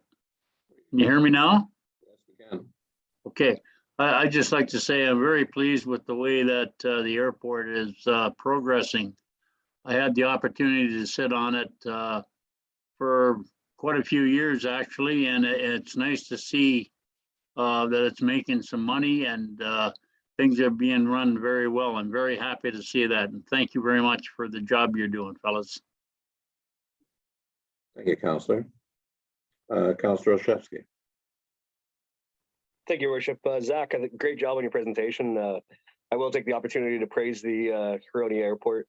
I think this is the one group out of all the ones that we'll see tonight that actually have potential to not come back for an ask in the coming years. So I think we've got great potential, and we've got great things going on. I'm excited to talk all about them, and I don't think this is the right avenue for it, but and I won't compare other groups that we subsidize to the airport. I think the airport's doing great things with the small amount of money that they get. We're a huge property, amazing amount of property, huge potential. We've got some COVID restrictions, and we've got tons of land for creative outdoor events, and we can do them safely and COVID friendly. And it sounds like that's the way the summer is going to look. So I've loved the discussions around some creative events and some great ways to get the public out there. Councillor Gordon, if you want to unscratch your head, I encourage you to come out to the airport and see it. It's incredible. It really is. It's a jewel, and every Midland resident should take the time to at least take a drive out and see it. It's unbelievable. Most people don't even know that it's there, and being a 50% owner, every resident, you know, has a right to go there, and there's picnic tables to sit and have your lunch and watch the planes come in. So I'm totally excited about Huronia Airport. I think it's got the second most potential out of any Midland project after Midland Bay Landing. I think we've got an amazing amount of potential, and I look forward to the future working with you guys, whether I'm on council or not. Thank you, Councillor. Councillor Prost. I'm just wondering if the airport is even eligible or for any kind of government funding for anything that you might need. Through you, Mayor, to Councillor Prost. We have applied for a regional air transportation initiative from the federal government. It's currently in pending status right now, but hopefully we should have some exciting news coming soon. That'll be helpful. Thank you.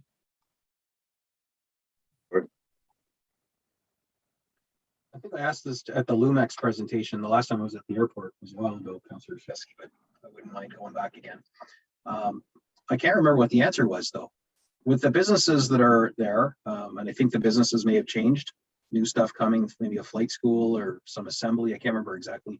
But the taxes that are collected by Tiny Township for the airport's property and the businesses and stuff that are run on it, does any of that get split in the proportional share of the owners, or does it go entirely to the Township of Tiny?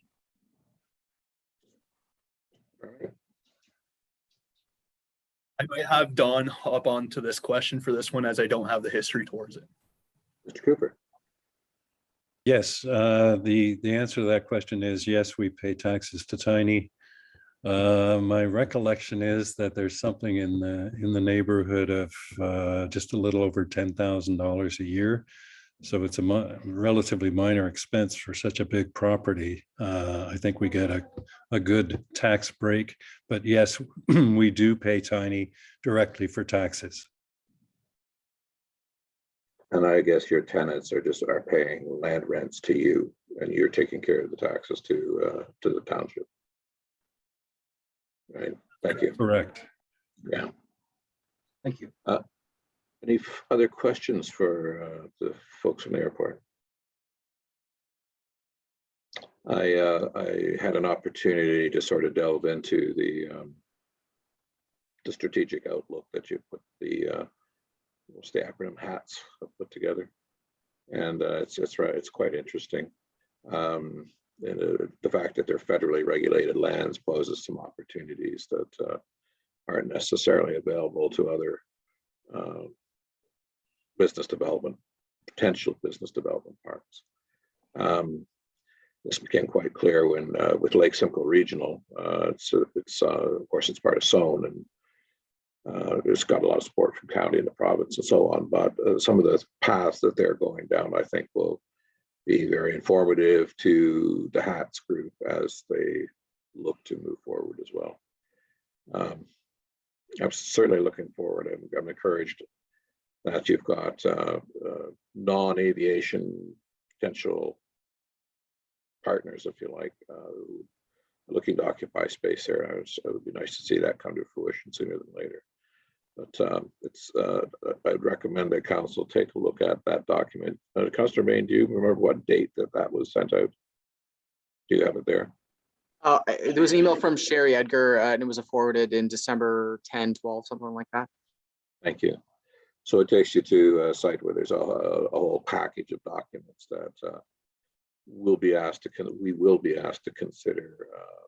I would assume in a not too distant future. I know it's been recommended that the partner group get together to discuss what's in that document. So I would recommend you take a look at that when you've got a spare moment. It's quite interesting, and I learned a lot about the airport just going through it. So hats off to you for doing that. No pun intended, for doing that job. And thank you for your presentation. I don't see any further questions, so I'll let you. Oh, sorry, Councillor Gordon, I didn't realize. Just a quick one. I know I just threw the card up. You just brought that up because I did download that package and was going through it. I don't know if it's budget related or not, but do you remember we talked at council about some type of governance review or change at the airport, and it meant like some kind of big deal change. I remember Councillor Shesky being very passionate about, asking for another year or some more time to let something happen. Whatever happened, or when is that coming back to us, or is that a non-issue now? You know what I can't remember exactly what it was. Perhaps one of you two could. It's in that package, actually. there's a recommendation in that package from December that Ms. Egger put out. Am I correct on that, Councillor Shesky? Yeah, that's what I thought. So there is a recommendation in there on how to on a go forward basis for governance. Councillor Shesky. Sorry, and the reason that it hasn't totally come forward yet is because we're trying to schedule a meeting with all three owner municipalities, and hopefully 4 one day. And we're getting all the CEOs together and all the council together, and you can understand with COVID and stuff how that's a bit of a challenge. Our goal was to have that done before this meeting, but obviously the way the world's gone, it's been next to impossible to do so. So there's like 30 something of us we need to get together for this meeting, and it's posed a bit of a challenge. But the CEOs are working hard to make it happen, and I look forward to that meeting wholeheartedly. Thank you, Councillor. Does that answer your question, Councillor Gordon? It does, yeah. I'll have to, there's a lot of documents in there. I'll have to review it. I was just looking on when that was coming back to us and what the impacts were, and if it was there was any financial impact. Yeah, it's quite an interesting read. Well, gentlemen, I don't see any further questions or comments directed towards you, so I'll let you go enjoy the rest of your evening, and we'll do likewise shortly, I assume. So thank you for the presentation. Thank you for the good work, and looking forward to that meeting and the conversation around the future of the airport. So Well done. Yeah. Take care. So the last item on the agenda is Huronia Museum. I don't know whether Mr. Schilling is with us or not. Madam Clerk, do you know? I am whether he's here. For some reason, the camera is not working. Hang on, start. There we go. There we go. Hi there. Hi, welcome. Thank you. My name is Mark Schilling. As I'm just started at Huronia Museum in November, replacing Nahani Bourne, who would of course have been at Huronia for many years. As well, I'm new to Midland, and given the unique situation that we all find ourselves in, I've been finding it a bit of a challenge. My introduction to life in Midland and to the museum has been somewhat chaotic, particularly now during the lockdown, and I find myself not currently available at all times to get to know Midland and get to know what goes on and how things function in Midland. So it's been a little bit difficult for me. And of course, there's been the difficulty for our museum's operations. Much like every public institution, we struggle throughout the pandemic. When we've been able to open, when we've been able to be open to the public, rather, our attendance has been low. And our chief source of generated revenue, which is our educational programming, has been greatly reduced. And so as we move forward, we are counting on the generous support of the town of Midland to continue our programming. Now, I do have a presentation, and I'm not sure if that is, I had sent it to somebody, but maybe let me see if I can share the screen here.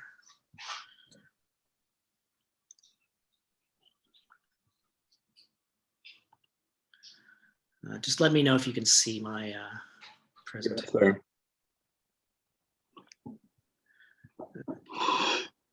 Okay. Is everybody able to see that? I think so, yes. Or are you still looking at me? No, we're seeing your slide. Okay, thank you. So 2021, again, as I said, had been a challenge for the museum. We did receive a grant from the Huronia Communities Foundation in order to create education kits for teachers to use in class based on our programming. Now, of course, educational programming had to be greatly reduced during both lockdowns and even during other times when we were open to the public. Our ability to present educational programming was greatly reduced because of the distancing rules and so on. So having a way of presenting some of our programming remotely,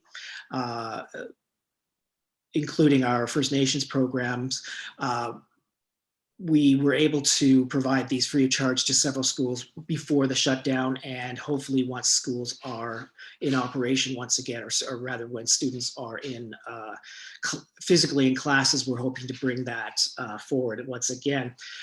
We participated in St. Marie's virtual Indigenous Peoples Day in June 2021. Again, it's a virtual event that we were able to be involved with. And from our exhibition point of view, we are moving forward, replacing an exhibition called Fleece to Fabric, and moving on to farming history, the importance of the economic development of farming in the area, both the cyclical nature and on specific farming families in each of the townships that make up Huronia. And so that's moving on from 2021 to 2022. Those would be our focuses.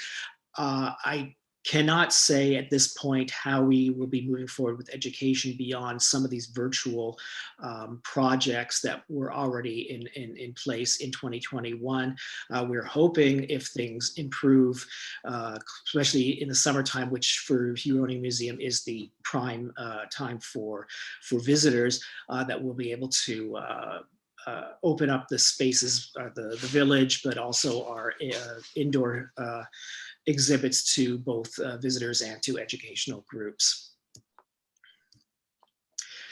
We did, I was not part of this, but we did have completed a 3-year strategic plan, primarily based on the realities of the pandemic.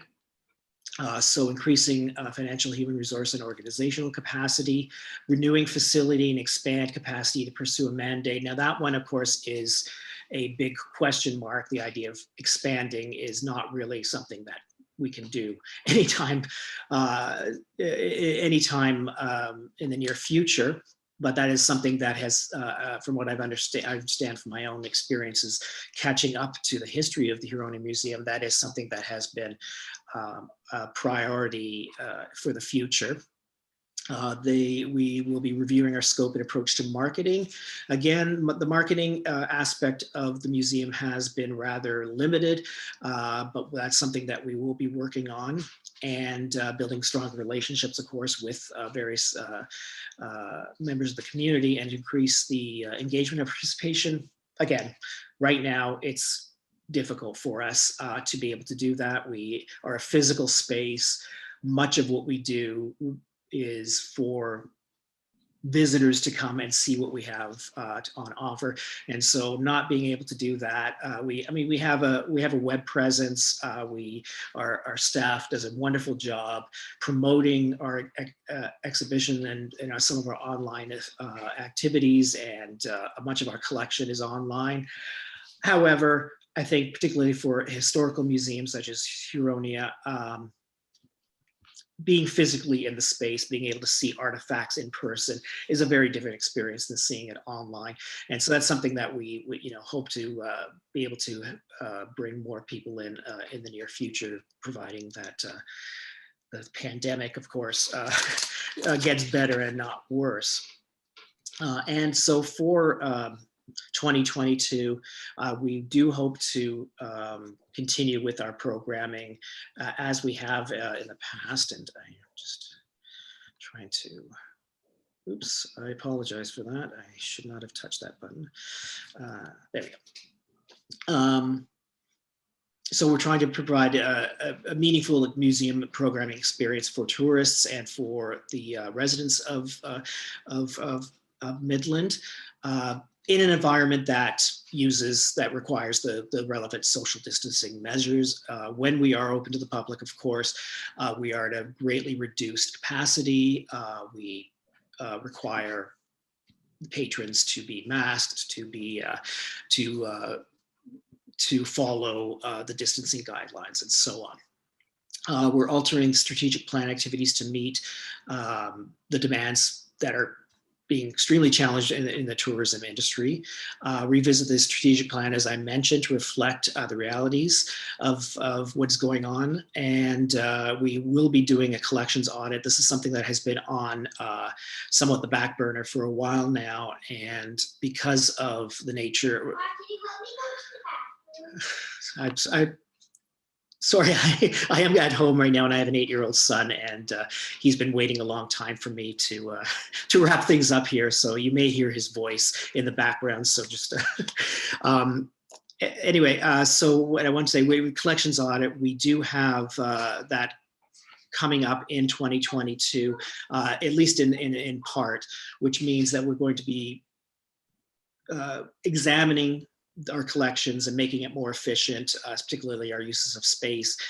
There's much in the collection that is not relevant, and much of it that is of questionable origins. So we're going to come to terms with that and find sort of streamline our collections that way. Continue to support tourism and cultural initiatives in the area. Develop new socially distanced education programs to enhance classroom lessons. And I think that's probably what we're going to be focusing on, at least over the next few months, will be enhanced classroom activities, so that would be something that would be greatly involved with, and new online efforts to keep the museum relevant and engaged in the community. That is what I know it's rather short, but that is my presentation to you. And of course, I am more than happy to answer your questions.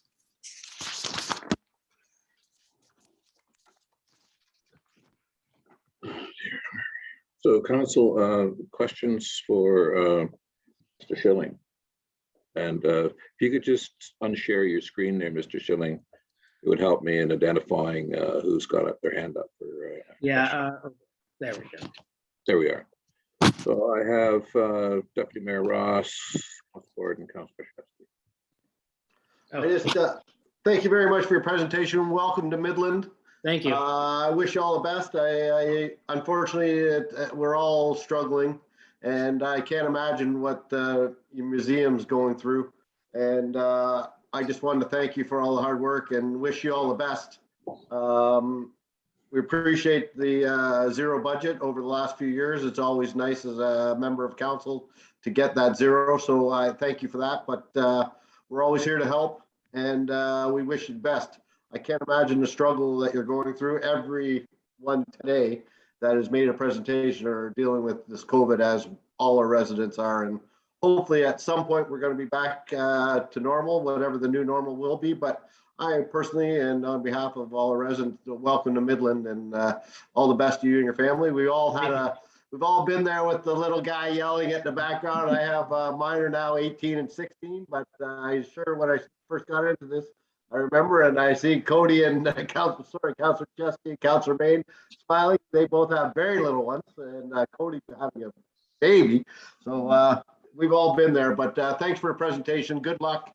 And let's all keep our fingers crossed for a great 2022. Yes, thank you. Thanks. Yeah, I mean, the 0% increase last year certainly was welcome. Just if I've read this right, it's 2.3% increase this year, not 0%. Is that correct? I'm sorry. No, it's a 0% increase.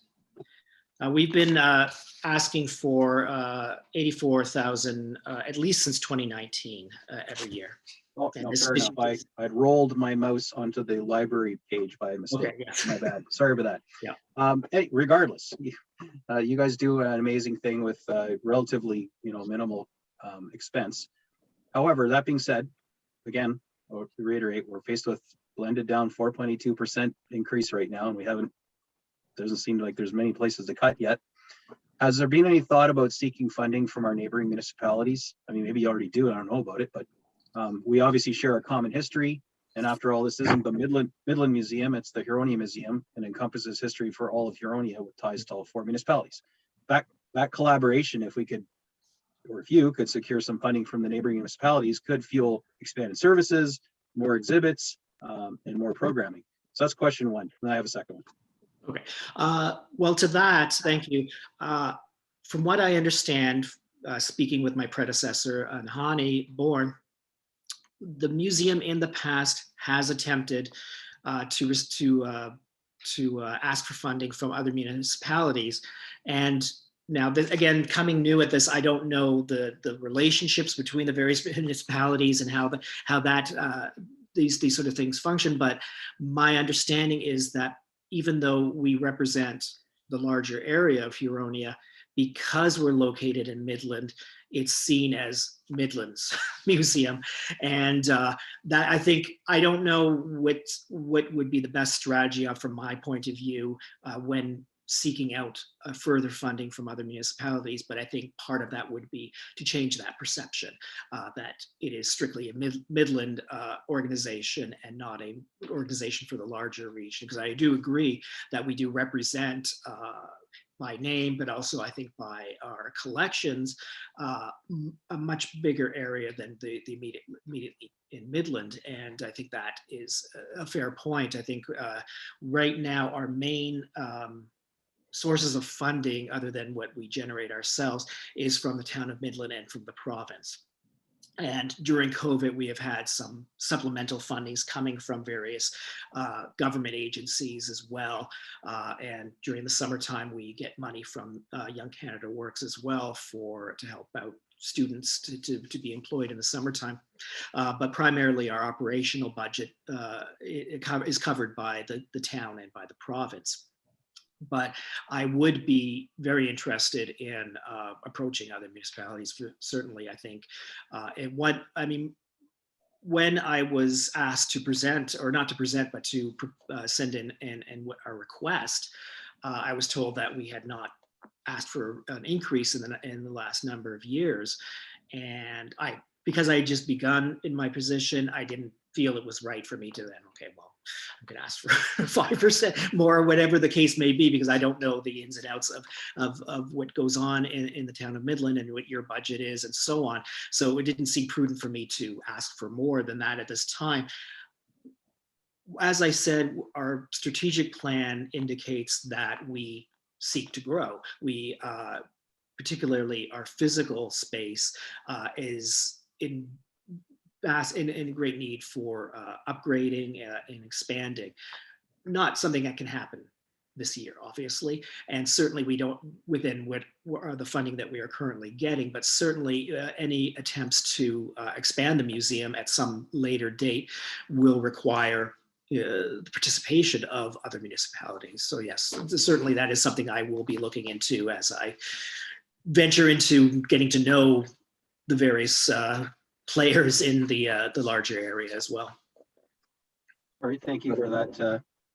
If I could follow up, I guess to me, the museum seems like a obvious hand in glove fit with our culture and tourism, because it's both.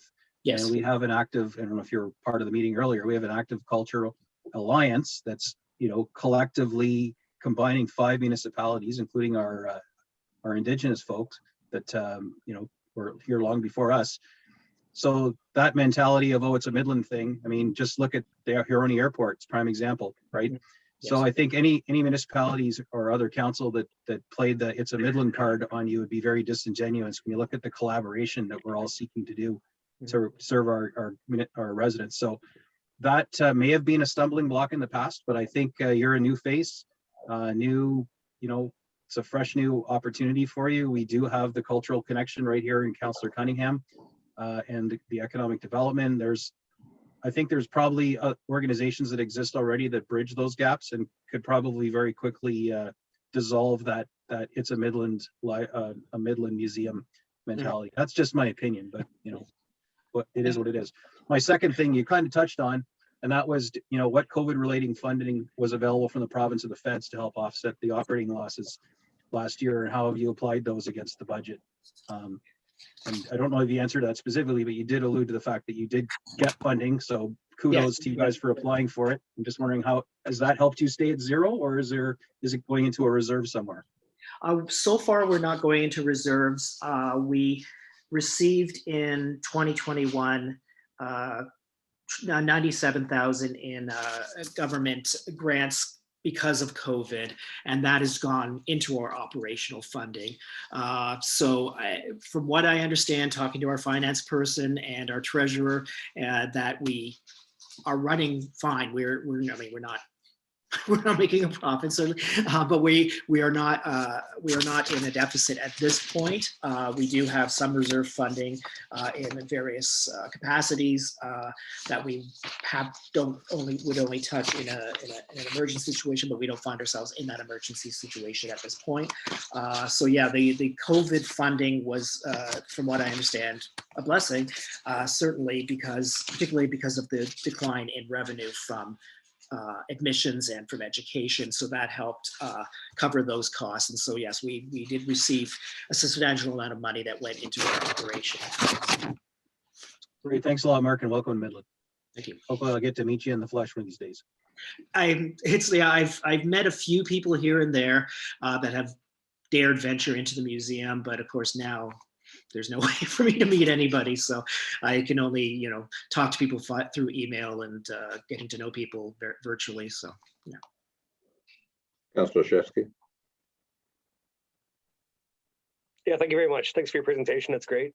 Pre-COVID, I was a sure friend of the museum. I attended all the events and all the fun, come drink some wine and eat some sister soup and all that great stuff that the museum used to do. I do miss those days, and those times was much simpler back then.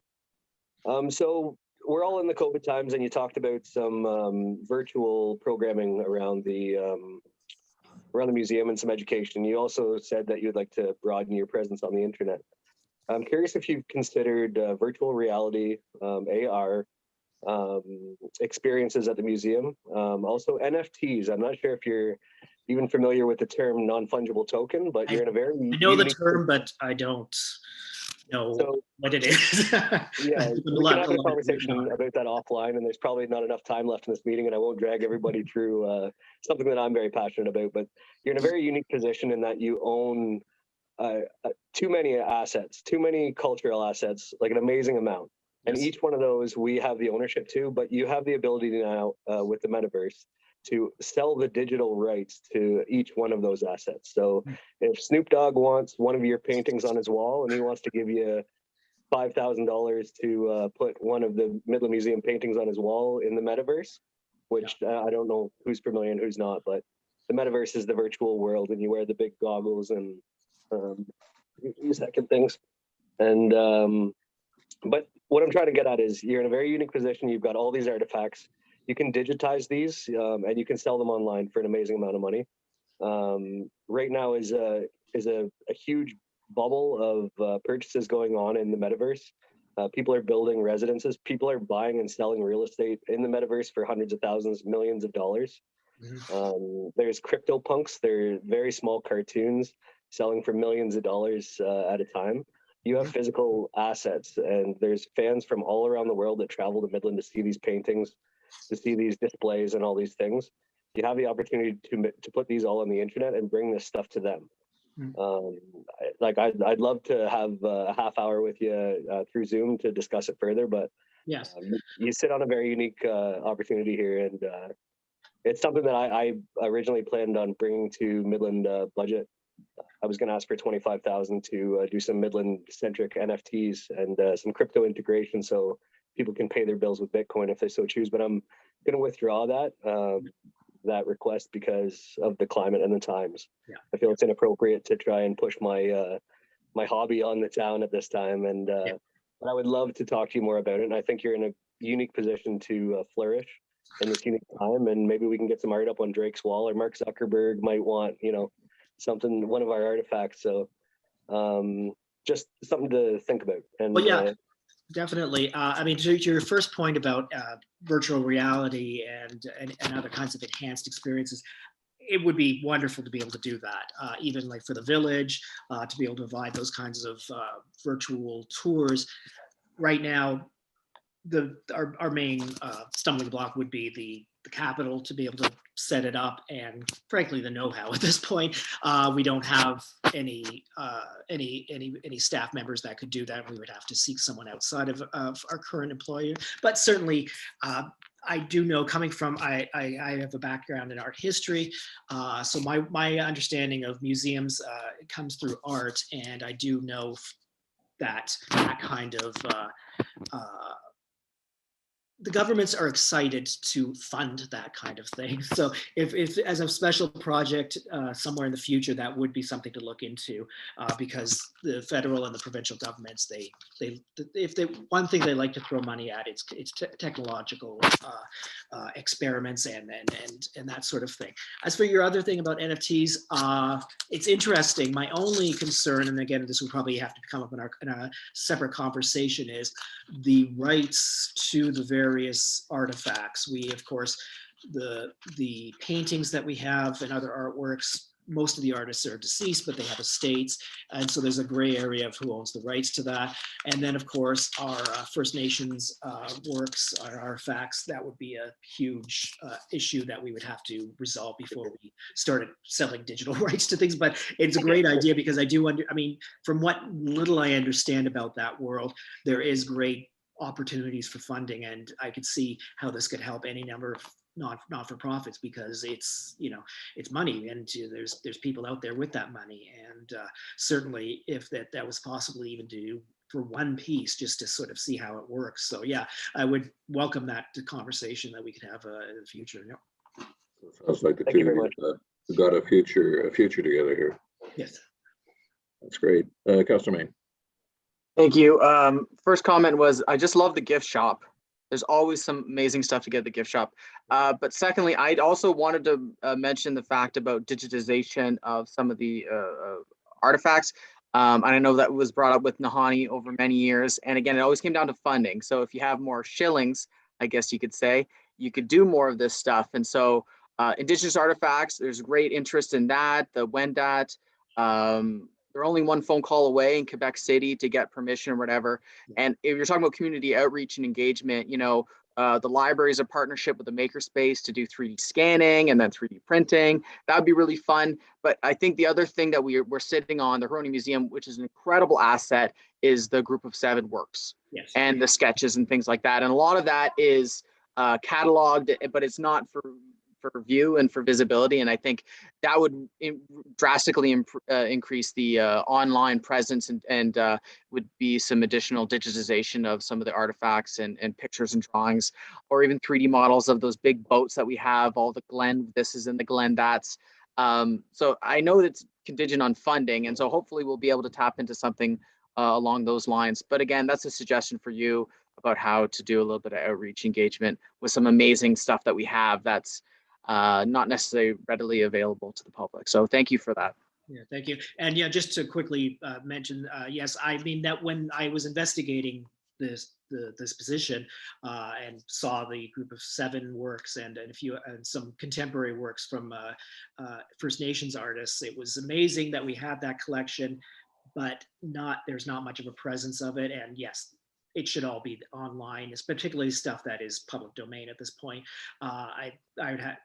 It's definitely something that I will be looking into in the future and upping the public awareness of that, because again, that's my background, but also because it's there and that's such a great asset. And even in 2022, the Group of 7 remains iconic and popular in Canada, and so we just need to, I don't want to say exploit it, but definitely use what we have to bring people in. Because one thing I did know going through visitor comments and what online presence that we do have, and through Google and what have you, is that people are always surprised. They come in, it's a regional museum, they're just they're tourists or visitors in some way. They come in, and then suddenly they're delighted. Oh, you have this. Oh, you have this. So that's something that I talked about marketing. That of course will be something that I'll be focusing on, is marketing the museum virtually and physically, and showing off our assets. That's because they're there, and so that's something I'm really excited to be doing over the next several months. Thank you. And I also really enjoy this day in history, looking back 50 years. Those are just really fun, light content. That's good digital content. It is. Thank you. Yeah, people love it. I really enjoyed the enthusiasm here, but we're 20 minutes into this question. So the 3 of you, I think, really do need to get together. Sounds like there's a lot of energy behind this. And as Councillor Shefsky, Deputy Mayor, said, welcome to the community. And look forward to seeing how your strategic plan unfolds, and with the inputs of Councillor Main and Shefsky, who've got a lot of enthusiasm for some of these digital changes. Maybe that will be the way that you end up marketing yourself out to a broader audience. Appreciate your coming this evening and making the presentation and giving us some insights into where you're headed. And so with that, I'll let you go so your son can spend some time with you rather than spending it with us. And enjoy the rest of your evening. And as I said, welcome to it. Thank you. Thank you, everybody. So council, that is the end of the presentations. I'm sure we're all anxious to get home and have some dinner, enjoy our family. So I have a motion moved by Councillor Ross, seconded by Councillor Olszewski, that bylaw 2022-1 being a bylaw to adopt the proceedings of the special meeting of council held January 13th, 2022 be passed and enacted. Comments or questions? Seeing none, all in favor? Thank you, that carries. And then the concluding motion moved by Councillor Gordon, second by Councillor Cunningham, that this special meeting of council adjourn at 6:10 p.m. All in favor? Thank you. Thank you, council. Interesting conversations for the evening. We'll see